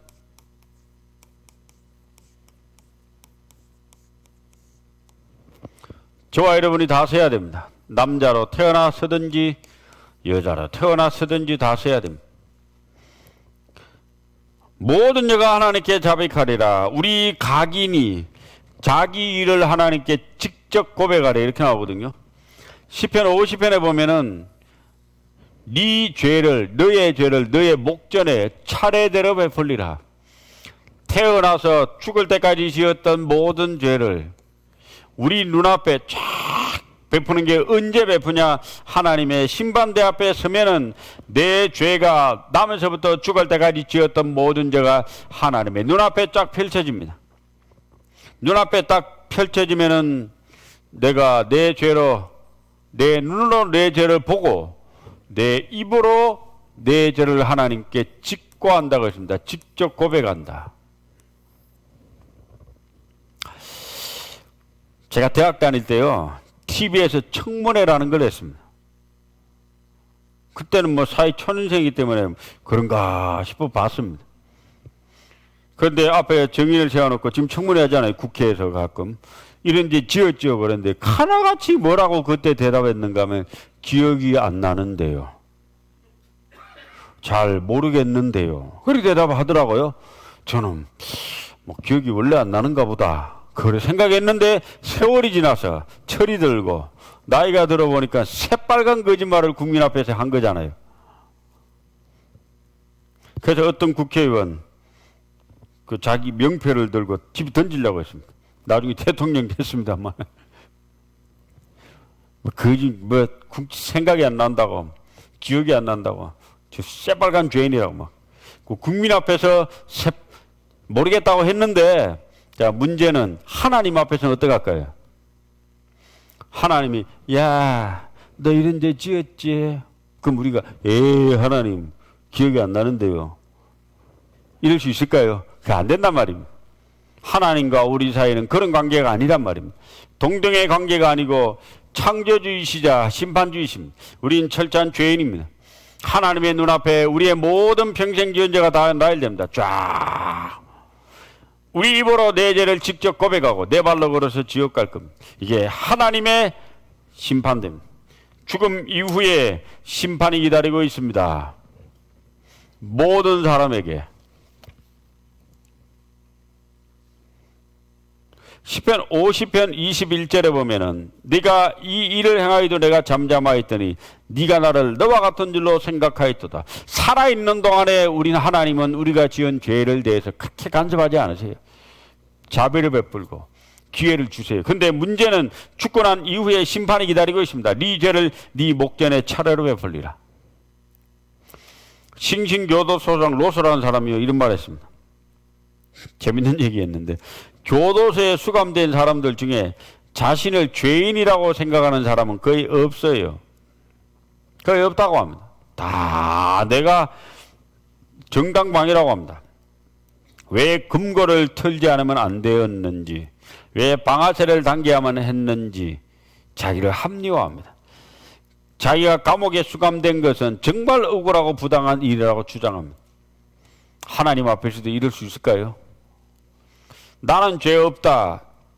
이 알 카포네 많이 죽였습니다. 이 대부라고 하는 영화 대부의 실제 모델인데 많이 죽였어요. 보면 막 죽여요. 그리고 뭐라고 했는가 하면 헛소리합니다. 나는 내 인생의 소중한 시절에 사회를 위해 일하고 봉사했다. 그런데 내게 돌아온 것은 비난과 범죄자란 낙인뿐이다. 이게 이탈리아 마피아들입니다. 마피아. 자기의 세력과 영토 확장 그리고 돈을 위해서 막 죽이는 거예요. 막 사람 많이 죽입니다.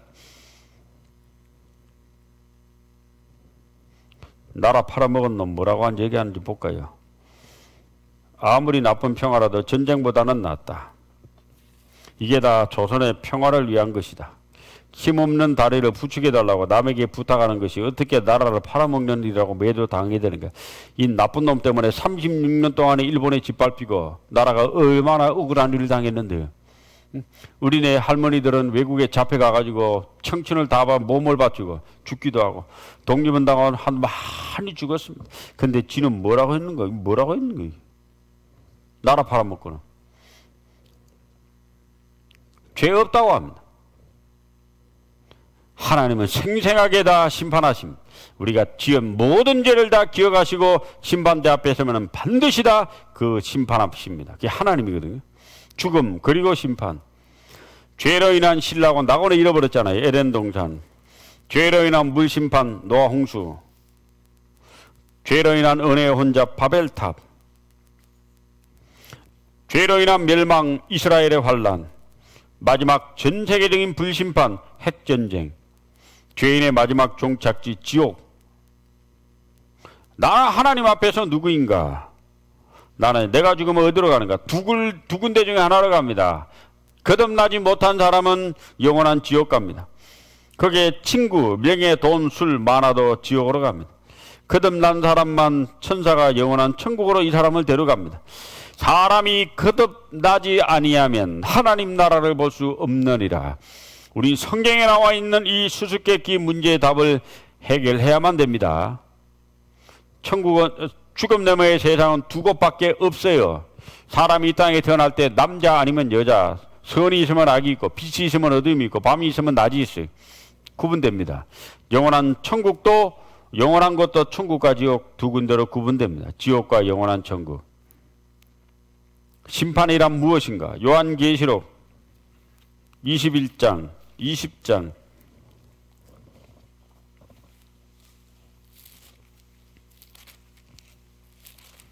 성경 제일 뒤에 성경이 요한계시록입니다. 20장 11절부터 15절까지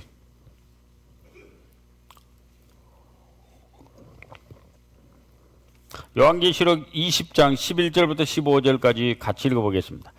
또 내가 크고 흰 보좌와 그 위에 앉으신 자를 보니 땅과 하늘이 그 앞에서 피하여 간데 없더라. 또 내가 보니 죽은 자들이 물은 대수하고 그 보좌 앞에 섰는데 책들이 펴 있고 또 다른 책이 펴졌으니 곧 생명책이라. 죽은 자들이 자기 행위를 따라 책들에 기록된 대로 심판을 받으니 바다가 그 가운데서 죽은 자들을 내어주고 또 사망과 음부도 그 가운데서 죽은 자들을 내어주매 각 사람이 자기의 행위대로 심판을 받고 사망과 음부도 불못에 던지우니 이것은 둘째 사망 곧 불못이라. 누구든지 생명책에 기록되지 못한 자는 불못에 던지우더라. 이건 마지막 주님이 온 세상 사람을 심판하는 백보자 심판대를 사도 요한이 보고 기록한 겁니다. 하나님이 흰보자에 앉았습니다. 세상의 모든 사람들이 다 거기에 섰습니다. 그리고 거기에 두 종류의 책이 있습니다. 생명책과 성경책이 있습니다. 생명책은 거듭난 사람의 이름이 기록된 책, 성경책은 이 죄목 우리 심판하는 법률책입니다. 자, 성경책에 기록된 대로 심판을 받습니다. 전생에 걸친 마음과 행동이 심판을 받습니다. 모든 죄인들은 결국 불못에 던지옵니다. 마음과 행동이 심판을 받습니다. 성경책에 기록된 대로 심판을 받으니 성경책은 법입니다. 법. 사람을 심판하는 법. 모든 죄인들은 불못에 던져집니다. 심판의 두 가지 모습입니다. 세상은 행위를 따라 심판하지만 하나님은 행위에다가 마음의 법으로 심판합니다. 마음을 들여다보세요. 요한계시록 21장 8절 같이 읽어보겠습니다. 그러나 두려워하는 자들과 믿지 아니하는 자들과 흉악한 자들과 살인자들과 행음자들과 술객들과 우상 숭배자들과 모든 거짓말하는 자들은 불과 유황으로 타는 못에 참여하리니 이것이 둘째 사망이라. 자, 지옥 가는 제목이 나옵니다. 불과 유황으로 타는 못에 가는 사람, 두려워하는 자들. 누가 하나님을 두려워할까요? 교회를 안 다니고 종교를 갖지 않은 사람은 하나님을 두려워하지 않아요. 교회를 다니는 사람 중에 확실히 하나님과의 관계를 맺지 못한 사람은 하나님이 두려워요. 눈만 감으면 하나님은 재판장이고 자기는 죄수요. 이 죄인의 죄를 용서해 주시옵소서. 죄인이 또 왔나이다. 항상 죄 때문에 고민하고 고통합니다. 두려워하는 자들 지옥 갑니다. 믿지 아니하는 자들, 믿지 않는 것이 지옥 갈 제목이에요. 믿을 만한 증거를 다 줬는데, 믿을 만한 게 양심이 밝으면요, 믿을 게 천지요. 자연 만물을 봐도 하나님 믿어지고요. 이 성경 며칠 배워보면요, 성경 다 믿어져요. 노아 홍수, 이스라엘 민족 역사, 마지막 시대 징조 보면 뭐 얼마나 믿을 만한 게 많은데요. 응? 그 다음에 흉악한 자들 지옥 갑니다. 살인자들. 자, 이 살인자는 살인자인데 어떤 살인자인가 하면요, 뱃속에 있는 아이를 죽인 낙태 수술한 사람, 이 사람들 살인자입니다. 이 뱃속에 있는 생명체는 음련한 나의 자녀입니다. 이게 기구 들어가서요, 죽이는 거예요, 이제. 낙태를 경험한 사람은 모두가 살인자. 연 150만 생명이 살해되는 낙태 충격 현장. 세상에서 제가 제일 안 좋은 죄를 저질렀다는 그런 죄책감. 낙태 수술 중 울던 태아, 수술 의사의 살인 유죄 실형 선고. 뱃속에 있는 아이를 죽인 낙태 수술한 엄마는 살인자입니다.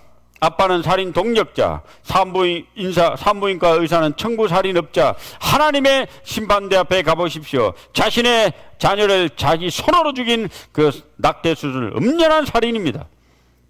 10년 전에 안 죽였으면 지금 10살이요. 20년 전에 안 죽였으면 20살이고, 30년 전에 안 죽였으면 30살이거든요. 다 장성한 어른이 됐을 텐데. 살인자입니다. 행음자들.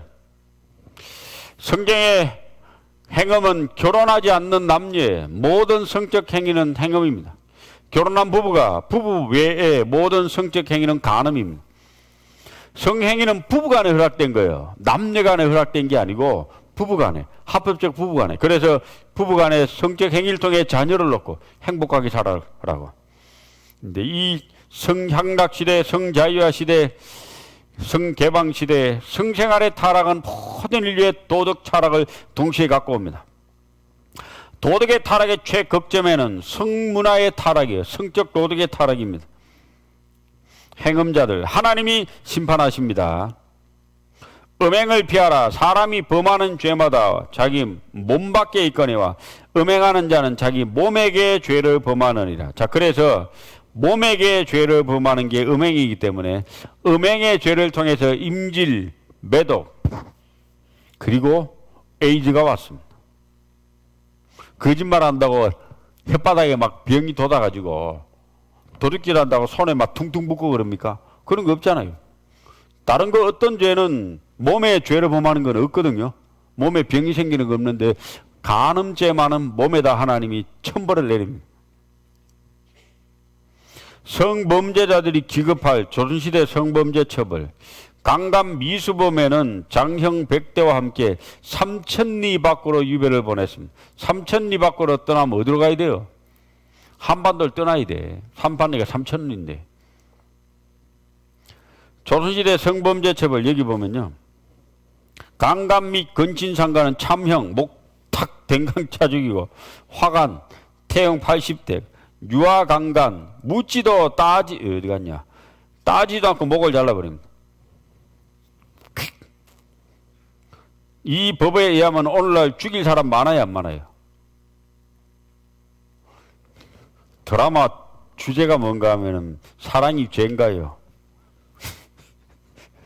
남이 사랑하면 불륜이고 자기가 사랑하면 로맨스래. 로맨스 같은 소리하고 앉았네. 조선시대 났으면은 목다리에 죽을 파인데. 그것을 로맨스 따질까요? 지금 오늘날 정상적인 부부 생활에 죄 짓는 로맨스 타령하는 사람들요. 하나님의 심판대가 앞에 가면은 그 죄가 얼마나 엄청난 죄인지를 죽어서 깨닫는 거예요. 다시 헤어나올 수 없는 엄청난 범죄입니다. 남의 아내와 통관하는 자도 이와 같을 것이라. 무릇 그를 만지기만 하는 자도 죄 없게 되지 아니해. 남의 아내를 만졌어요. 죄 없게 되지 아니하리라. 그러니까 결혼하면요, 다른 자매들은 저 멀리도 1m 이상 접근 금지. 오지 마라 그래. 그냥 뭐 산적으로 오지 마라. 만지기만 해도 죄 없게 되지 아니하리니까. 트럼프 대통령 때 부통령이 지냈던 마이크 펜스라는 그 부통령이 있습니다. 마이크 펜스. 펜스는 결혼한 이후로 그 어떤 여자와도 단둘이 식사를 한 적이 없어요. 철저히 지켰습니다. 지금까지. 그래서 펜스 룰이라고 사회학자들이 지킵니다. 펜스 룰.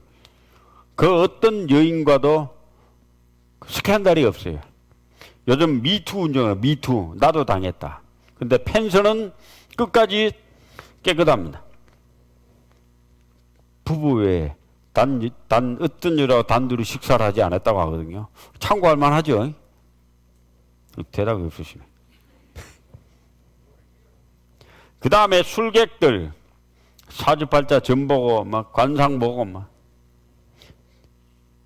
그 다음에 우상숭배자들 뒷뜰에 멋 떠놓고 절하고. 이 우상숭배죠. 북한의 우상입니다. 북한의 신입니다. 동상 만들고 우상숭배자를. 그리고 모든 거짓말하는 자들은 불과 여왕으로 타는 못에 참냐리니 이것이 둘째 사망이라. 거짓말한 적 있죠. 죄인의 마지막 종착지가 지옥입니다. 성경은 지옥 얘기를 많이 하셨습니다. 지옥은 어떤 장소인가? 고통의 장소입니다. 마가복음 9장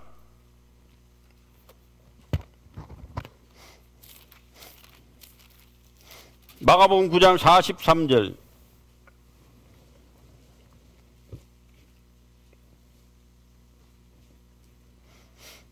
마가복음 9장 43절.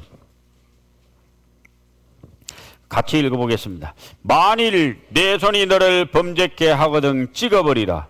불구자로 영생에 들어가는 것이 두 손을 가지고 지옥 꺼지지 않는 불에 들어가는 것보다 나으리라. 자, 이 손이 죄를 범했습니다. 그럼 손 잘라버리고 천국 갈래요? 두 손을 가지고 살다 지옥 갈래요? 자, 그거 묻거든요. 두 손을 가지고 지옥에 가는 것보다 이 손을 잘라버리고 천국 오는 게 낫다. 왜요? 48절. 거기는 구더기도 죽지 않고 불도 꺼지지 아니하느니라. 49절 같이 읽어보겠습니다. 사람마다 불러서 소금치담을 받으리라. 성경의 지옥에 관해서 가장 많이 말씀하신 분이 예수님입니다. 지옥 있으니까, 있는 지옥 있으니까 경고하고 사람에게 오지 말라고. 인간이 느끼는 고통의 순위 1점부터 9점까지가 있습니다. 그리고 10점이 제일 고통스러운 건데 10점이 뭔가 하면은 화상입니다. 불에 탈 때. 지옥은 꺼지지 않는 불, 불로 소금 치더람을 받는 것, 고통의 기억이 영원히 남아있는 것, 캄캄하고 어두운 것, 사랑하는 가족과 영원한 이별인 것, 구출될 가능성이 전혀 없는 것, 이게 지옥입니다. 구출될 가능성이 전혀 없어요. 사랑하는 가족과 영원한 이별이에요. 캄캄하고 어두운 것이에요. 고통의 기억이 영원히 남아있어요.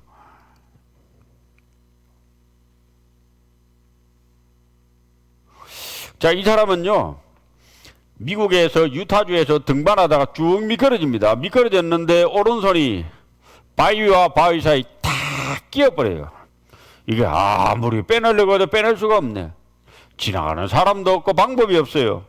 이분이 3일을 버티다가 내가 살아날 방법은 내 스스로 내 팔을 잘라내는 거다. 그래서 스스로 팔목을 절단합니다. 무딘 칼을 가지고 1시간이나 걸립니다.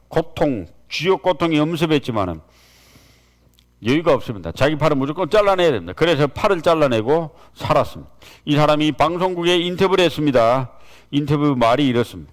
내가 특별히 용기가 있었던 게 아니다. 살아남기 위해서는 다른 선택이 없었다. 내가 용기가 있는 게 아니고 살기 위해서 이 방법밖에 없었기 때문에 내 팔을 스스로 잘랐다. 지옥 가서는 안 될 것이죠. 잠깐 한번 보겠습니다. 죽음 후에는 모든 사람이 하나님의 보좌 앞과 전사 앞에서 심판을 받으리라. 都要站在神的大宝座前接受审判。每一个人都按照他们过去的行为。 내가 살았노니 모든 무릎이 내게 꿇을 것이요 모든 혀가 하나님께 자백하리라. 因此，你不能用钱财赎回你自己。至于那些胆小、 두려워하는 자들과 믿지 않는 자들과 흉악한 자들과 살인자들과 음란한 자들과 귀신 우상숭배 자들과 모든 거짓말하는 자들은 불과 유황으로 타는 못에 던지우니 이것은 둘째 사망 곧 불못이라.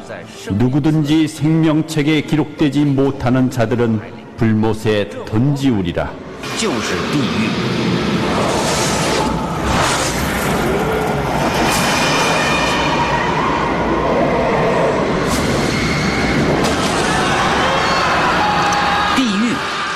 그 몸과 영혼이 밤낮 힘을 얻지 못하고 거기서 슬피 울며 이를 갈고 영원히 고통 가운데 있으리라.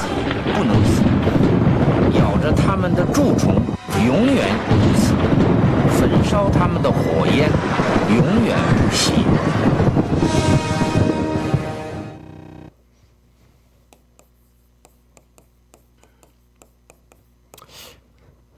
하나님께 나아가기 위해서 사람은 고대로부터 많은 방법을 선택했는데 그 방법을 다 모아놓고 보면은 딱 한 가지 방법입니다. 인간의 행위에 의지합니다.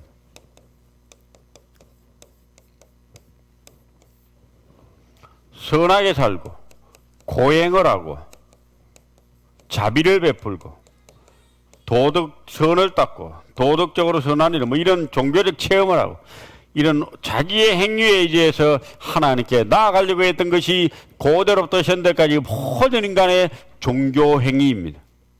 종교는 다 똑같아요. 인간의 행위로 하나님께 나아가는 거예요. 근데 하나님은 성경을 통해서 우리에게 이야기합니다. 너는 죄인이다. 나면서부터 죄인이다. 너는 마음으로 수많은 죄를 범하고 살았고 지금도 죄를 범하고 살고 언젠간 네가 죽을 거다. 죽고 난 이후에 너는 심판을 받고 영원한 불못에 던지울 거다라고 하는 것이 성경의 가르침입니다. 근데 아무리 배워도 안 되는 부류가 하나 있습니다. 이렇게 가르침 받아도 누가 안 되는가 하면 종교인들. 어릴 때부터 철저한 종교적 교육을 받은 종교인들이 잘 안 됩니다. 못 깨닫습니다.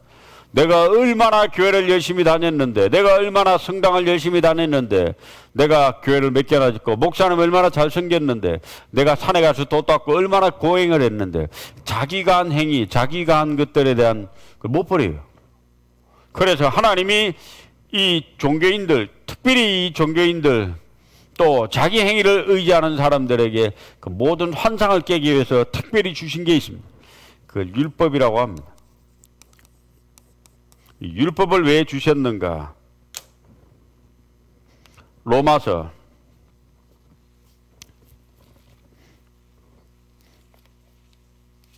3장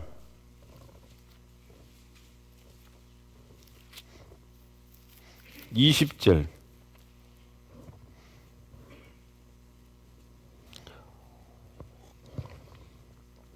같이 읽어보시겠습니다. 그러므로 율법의 행위로 그의 앞에 의롭다 하심을 얻을 육체가 없나니 율법으로는 죄를 깨달음이니라. 율법을 왜 주셨는가? 교회를 오랫동안 다니는 분에게 이렇게 물어보면요, 19은 뭐라고 대답하는가 하면 지키라고 줬죠, 이렇게 대답해요. 근데 성경은 율법을 지키라고 주지 않았습니다. 로마서 3장 20절은 율법을 왜 주셨는가 답을 줍니다. 율법은 죄를 깨닫게 하기 위해 줍니다. 율법의 성경 전체가 율법이지만은 율법을 다 모아놓고 나면은 제일 율법의 대표가 나옵니다. 그걸 십계명이라고 합니다. 나 외에 다른 신을 내게 있게 말지니라. 우상 숭배하지 말지니라. 여호와 이름을 망령되이 일컫지 말지니라. 그리고 안식일을 기억하여 거룩히 지키라. 내 부모를 공경하라. 살인하지 마라. 간음하지 마라. 돌취하지 마라. 거짓말하지 마라. 내 이웃의 집을 탐내지 마라. 이 10가지 계명을 십계명이라고 합니다. 십계명은 모든 율법의 대표입니다. 왜 십계명을 주셨는가? 죄를 깨닫게 하기 위해서. 결국 율법은 거울과 같은 역할을 합니다. 내가 얼마나 많은 죄를 지었는지 마치 거울처럼 거울 앞에 서면은 얼굴이 얼마나 더러운지 머리카락이 헝거러지는지 나오잖아요. 마치 그런 것처럼 내가 얼마만한 죄인인지를 깨닫게 하는 것이 율법입니다. 율법은 마치 거울과 같은 겁니다. 율법으로는 죄를 깨달음이니라. 율법은 거울. 자, 이 십계명입니다. 십계명. 왜 줬냐? 죄인인 것을 깨닫기 위해서. 탐내지 말라는 계명을 왜 줬냐? 너는 탐내는 사람이라는 걸 깨닫게 하기 위해서. 너는 거짓말하는 사람이고 도둑질하고 간음하고 살인하고 부모 공경하지 않는 사람이라는 그 죄를 깨닫게 하기 위해서. 우리 모두가 이 죄인이라는 걸 깨닫게 하기 위해서. 같이 읽어보겠습니다. 이같이 율법이 우리를 그리스도에게로 인도하는 몽학 선생이 되어 우리로 하여금 믿음으로 말미암아 의롭다함을 얻게 하려 합니다. 자, 몽학 선생이라고 했습니다. 율법은 우리를 인도합니다. 어디로? 예수에게로 데리고 가는 몽학 선생입니다. 엑스레이 앞에 서서 엑스레이를 찍으면 몸에 이게 뭐가 나오죠, 그죠? 그럼 엑스레이가 그 병을 고치는 거예요, 안 고치는 거예요? 못 고치잖아요. 엑스레이 앞에서 찍고 나면은 뱃속에 뭐가 이상한 게 있어요. 그럼 어디로 가야 돼요? 의사한테 가야 되잖아요. 엑스레이를 통해서 뭔가 이상한 걸 발견하면 의사한테 고침받으러 가듯이 우리의 속에 얼마나 많은 죄가 있는 것을 율법 앞에서 딱 비춰보고 드러나서 예수님에게로 갑니다. 몽학 선생. 율법은 죄를 깨닫고 예수님께로 인도해 갑니다. 자, 몽학 선생은 그 옛날 주인집 아들에게 가장 초급 학문을 가르쳐서 서당으로까지 데려가는 선생을 몽학 선생이라고 했습니다. 오늘날로 치면은 똥 싸게 오줌 싸게 어린이들에게 뭐 신발 벗는 법, 밥 먹는 법 가르쳐가지고 유치원이나 초등학교에 데려가는 어린이집 선생님 같은 겁니다. 율법은 우리를 죄를 깨닫게 해서 예수님에게 데려가는 몽학 선생입니다. 같이 읽어보겠습니다. 무릇 율법 행위에 속한 자들은 저주 아래에 있나니 기록된 바 누구든지 율법 책에 기록된 대로 온갖 이 일을 항상 행하지 아니하는 자는 저주 아래에 있는 자라 하였습니다. 온갖 이 일을 항상 행하지 아니하는 자 저주 아래에 있다 했습니다. 율법을 지켜 천국 가려면요, 모든 율법을 항상 행해야 돼요. 율법을 지켜 천국 가려면 온갖 일을 항상 해야 됩니다. 그 십계명을 평생 동안 한 번도 어겼으면 안 돼. 이럴 수 있을까요? 자, 십계명을 평생 동안 한 번도 안 어겼어요. 탐내지 말라. 평생 남은 한 번도 탐 안 냈습니까? 자, 여기 안식일을 지키라 했거든요. 안식일은 안식일이 언젠가 하면은 금요일 저녁 6시부터 토요일 저녁 6시까지입니다. 토요일 낮이죠. 그러니까 이날은 움직여도 안 되고 집에 불 피워도 안 되고 어디 가도 안 돼요. 이스라엘 땅에는요, 토요일 날 낮엔 차가 한 대도 안 다녀요. 다니다가는 돌멩이 날라옵니다. 안 다녀. 사람도 없잖아요, 이거. 그리고 안식일 날에 엘리베이터에 이 버튼을 누르면 일을 한 것이기 때문에 버튼 누를 수 없도록 되어 있습니다. 그래서 사바트 컨트롤, 사바트가 안식일이거든요. 안식일엔 조절된다. 누르지 마라, 안식일에. 두나 터치. 가만 놔둬라면 저절로 열었다가 닫겠다, 열었다 닫겠다. 아파트 20층에 삽니다. 안식일 날은 1층부터 20층까지 매 층마다 열었다 닫겠다, 열었다 닫겠다. 20층 올라가다가 숨 넘어갑니다. 이제 그때부터. 토요일 날은 내려오려면 한 30분 걸려요. 매 층마다 섰다 닫았다 스스로 이제 하니까. 안식일 저녁 시간에 이루어지는 의식입니다. 진짜 재밌는 건 전쟁하다가도 쉬어요. 레바논 전쟁 때 종군 기자가 찍은 사진입니다. 안식일은 군인들도 예외일 수가 없습니다. 유대인 랍비들은 안식일에는 군인들도 안식해야 한다고 합니다. 전쟁하다 쉬어 지금. 누군가로부터 침공을 받았을 때 방어는 일의 범주에 들어가지 않으니까 방어는 해야 되는데 침략은 하면 안 돼. 전쟁하다가 오늘 안식일에서 총 쉬고 쉬어. 또 그 다음도 또 싸우고.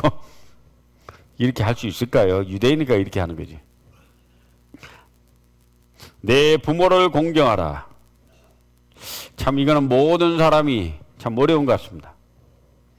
우리 부모, 노인 학대, 신체적, 언어적, 정서적 89%는 가족이라고 합니다. 가정 내에서 가족에게 학대당하는 노인이 68%, 제1위가 아들, 2위가 남편과 배우자, 3위가 딸이랍니다. 6월 15일 세계 노인 학대 인식의 날로 유엔이 정했어요. 하도 노인이 학대받는 노인이 많아가지고. 불속 노모보다 개 먼저 구한 딸. 그래서 부인이 네가 그러니 후레 자식 소리 듣는 거다. 개새끼는 데리고 나오고 부모는 안 데리고 나왔어요. 그리고 싸웁니다. 살인하지 마라 했는데 서로 막 욕하며 싸웁니다. 그리고 간음하지 마라. 곁눈질 훔치죠. 거짓말하죠. 남의 거 보고 부러워하죠. 같이 읽어보시겠습니다. 율법 안에서 의롭다함을 얻으려 하는 너희는 그리스도에게서 끊어지고 은혜에서 떨어진 자로다. 이 착하고 선하게 율법을 지켜서 천국 가려고 하는 자는 못 간다 이 말입니다.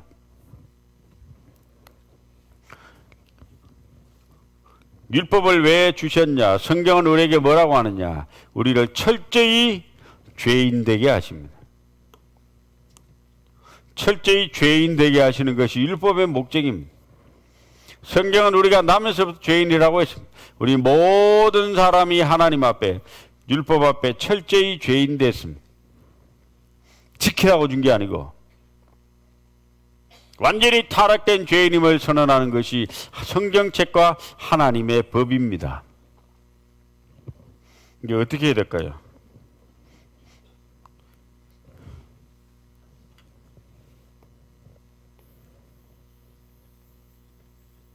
그러니까 방법이 없어요. 내 힘으로는 방법이 없어요. 딱 한 가지 방법밖에 없어요. 뭔 방법인가 하면은 다시 태어나는 방법밖에 없습니다. 거듭나야 됩니다. 이 죄인인 우리가 천국 갈 수 있는 유일한 길은 이 온갖 죄투성이인 우리가 우리의 행위를 의지해서 갈 수 없다고 합니다. 이제 우리는 다시 태어나야만 천국 간다고 성경은 이야기합니다. 누가 다시 태어날 수 있는가? 그것은 바로 죄인임을 자백하고 하나님 앞에 겸허히 나오는 자, 그가 거듭날 수 있습니다.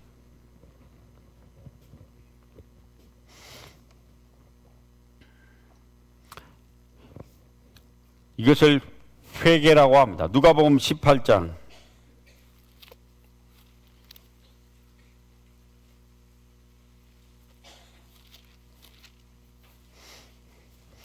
13절.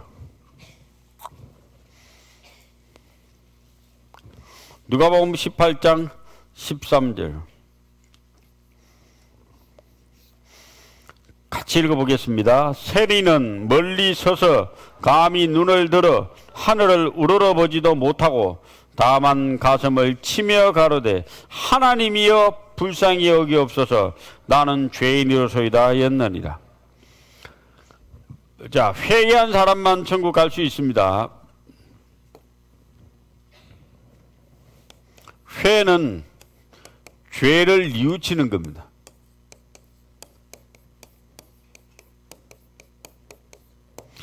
죄를 뉘우치는 것은 성경이 아니라도 세상의 모든 종교에도 죄를 뉘우침이 있습니다. 절에가도 있고 불교에 가도 있고 참회라고 하잖아요. 자, 죄만 뉘우치가 안 되고 개를 해야 됩니다. 개는 하나님께로 돌아오는 겁니다.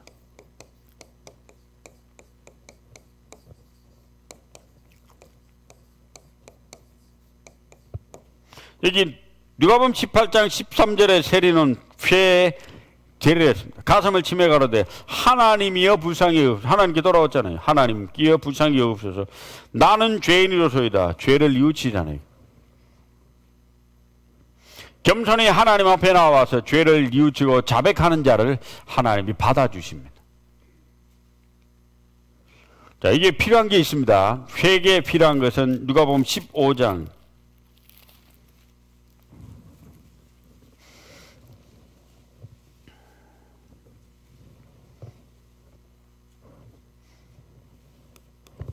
누가복음 15장 17절 탕자비유의 중요한 구절이 있습니다. 17절 이에 스스로 돌이켜 가로되 아버지에게는 양식이 풍족한 품꾼이 얼마나 많은 거예요. 지금 중요한 단어가 있습니다. 스스로 돌이켜.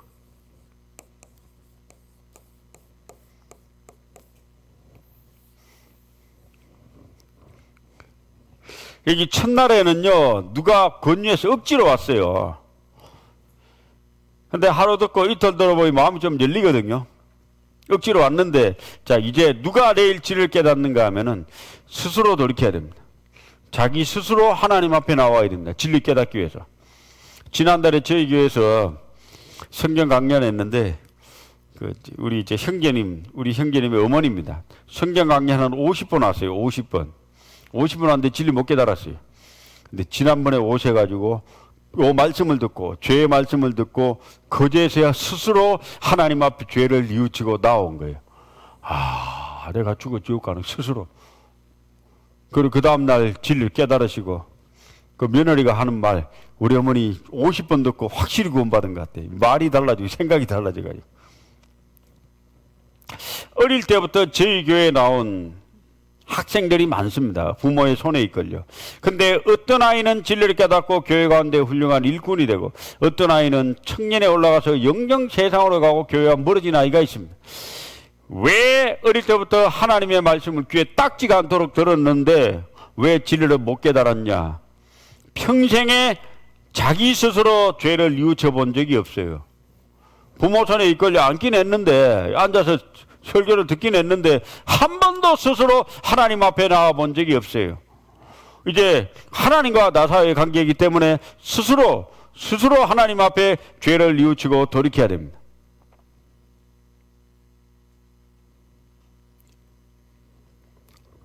이제 옆에 누가 앉아 있어도요. 본인이 이제 하나님과의 관계를 위해서 기도하셔야 됩니다. 하나님 날 살려주세요. 그리고 20절 이에 일어나서 아버지께로 돌아가니라. 일어나서 스스로 일어나서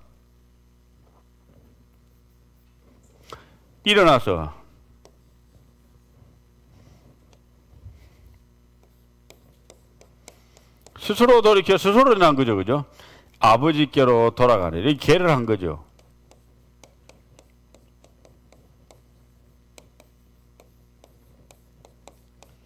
자, 첫날부터 말씀을 들은 분, 이제 오늘까지 왔으면은, 이제 스스로 하나님 앞에 돌이키고, 스스로 일어나서 하나님 아버지께 죄를 고백하고 돌아오셔야 됩니다. 이게 회개입니다. 여기 화면에 한번 보시겠습니다. 시편 38편 14절 같이 읽어보겠습니다. 여호와는 마음이 상한 자에게 가까이 하시고 중심에 통회하는 자를 구원하시는도다. 통안이 회개하는 자를 하나님은 내일 거듭나게 하시고 건지세요. 구원이란 말은 어저께 얘기했는데 다른 사람이 나를 건지는 걸 구원이라 합니다. 육체가 건진받는 것을 구조라는 단어를 많이 쓰고요. 영혼이 건진받는 것을 구원이라는 단어를 많이 써요. 단어는 약간 다른데 내용은 동일한 겁니다. 타인의 힘에 의해서 건짐을 받는 것. 이제 우리는 지옥 갈 운명에 속했는데 하나님의 능력과 힘에 의해서 건짐을 받아야 돼요. 그걸 구원받는다고 합니다. 하나님은 누구를 건지시느냐? 통회하는 사람, 통안이 죄를 뉘우치고 회개하는 사람을 건집니다. 자, 이게 초등학교 한 5학년 여자애라 합시다. 남자애는 이런 걸 못 써요. 여자애가 씁니다. 하나님, 저는 세상에 살면서 많은 죄를 지었습니다. 친구를 미워한 일, 거짓말한 일, 친구를 골탕 먹이려고 일부러 일을 꾸민 일, 엄마는 동생만 예뻐한다고 질투한 일, 욕한 일, 욕심부린 일, 고자질한 일, 동생과 친구들을 놀린 일, 예쁜 애는 그런 일을 못한다고 학교 친구 구진일 시킨 일, 하나님 원망한 일, 시험 짜고 한 일, 하나님 정말 이런 죄보다 더 많은 죄를 지었습니다. 용서해 주세요, 하나님. 이 초등학교 예를 들어 5학년 아이가 죄를 많이 지었습니까? 여기 있는 분들이 죄를 많이 지었습니까? 우리는 이거와 비교할 수 없는 많은 죄를 지었죠. 회개해야 될까요? 안 해야 될까요? 해야 되겠죠. 여기에 1961년 이스라엘 예루살렘 법정에 평범한 죽는 남자가 들어왔다. 깨서 실어 만들어서 600만 명을 죽은 아돌포 아이히만입니다. 아르헨티나로 피신가 있는 것을 이스라엘 첩보 모사드 기관이 가서 잡아온 겁니다. 이 사람이 뭐라 했는가 할까요? 600만 명을 죽인 학살 원흉입니다. 당신은 자신의 죄를 인정합니까? 그럼 뭐라 해야 되는가 하면 저 때문에 수백만 명이 죽었으니까 잘못했으면 내려야 될 텐데 저는 잘못이 없습니다. 저는 시키는 것을 그대로 실천한 한 명의 인간이며 관리였을 뿐입니다. 양심의 가책을 느낀 적은 없었나요? 월급을 받으면서도 주어진 일을 열심히 하지 않았다면 양심의 가책을 받았을 겁니다. 자기가 이래가 600만 명이 죽었다니까요. 가스실에서 한두 명도 아니고 600만 명이. 아이히만은 지극히 평범한 사람이었다고 하는데 이 사람은 끝까지 자기 죄를 인정하지 않은 살인마 중에 살인마입니다. 죄를 너무 많이 지면 이래 되나 봐요. 이 사람은 어떻게 됐나? 나는 한 명도 직접 죽이지 않았고 죽이라고 명령도 안 했을 뿐이다. 나는 그냥 명령을 따랐을 뿐이다. 어떻게 했을까요? 살렸을까요? 죽였을까요? 사형을 했습니다. 생각하지 않은 죄. 자기가 한 짓에 대해서 그 짓이라고 하는데 행동이라고 하는 가치를 600만 명이 죽었습니다. 자기가 가스실 만들어서 가스 주입해서 600만 명 죽였는데 자기는 뭐 죄 없다고요? 여기 이제 죽음은 영원한 심판이 기다리고 있습니다. 우리 생각해 봐야 되지 않을까요? 하나님 앞에 겸손히 나오십시오. 하나님은 지옥 가는 걸 가르쳐 주려고 이 자리에 오신 것이 아니라 죄를 깨닫고 뉘우치게 해서 천국으로 데려가려고 하십니다. 자, 우리는 생각하고 내일 이 자리에 나오셔야 됩니다. 회개의 마음은 빨간 글입니다. 같이 읽어보겠습니다. 하나님, 저를 불쌍히 여기옵소서. 저는 죄인입니다. 맞습니까? 오늘 집에 같이 기도하시고 내일 나오시기 바랍니다. 기도하시겠습니다. 살아계셔서 역사하시는 아버지 하나님 감사합니다. 오늘 악천후 속에서도 소중한 영혼들 보내주시고 말씀 들을 수 있도록 인도하심을 감사드립니다. 우리는 죄인으로 나서 죽고 심판받아 범죄하고 죽고 심판받아 지옥 갈 운명에 있는 사람입니다. 회개하는 마음으로 내일 나올 수 있도록 도와주시옵소서. 악천후 바깥의 날씨가 좋지 않습니다. 돌아가는 발걸음도 인도하시고 언제나 우리를 사랑하시는 예수님 이름 받들어 기도드립니다. 아멘. 예, 마쳤습니다. 안녕히 돌아가십시오.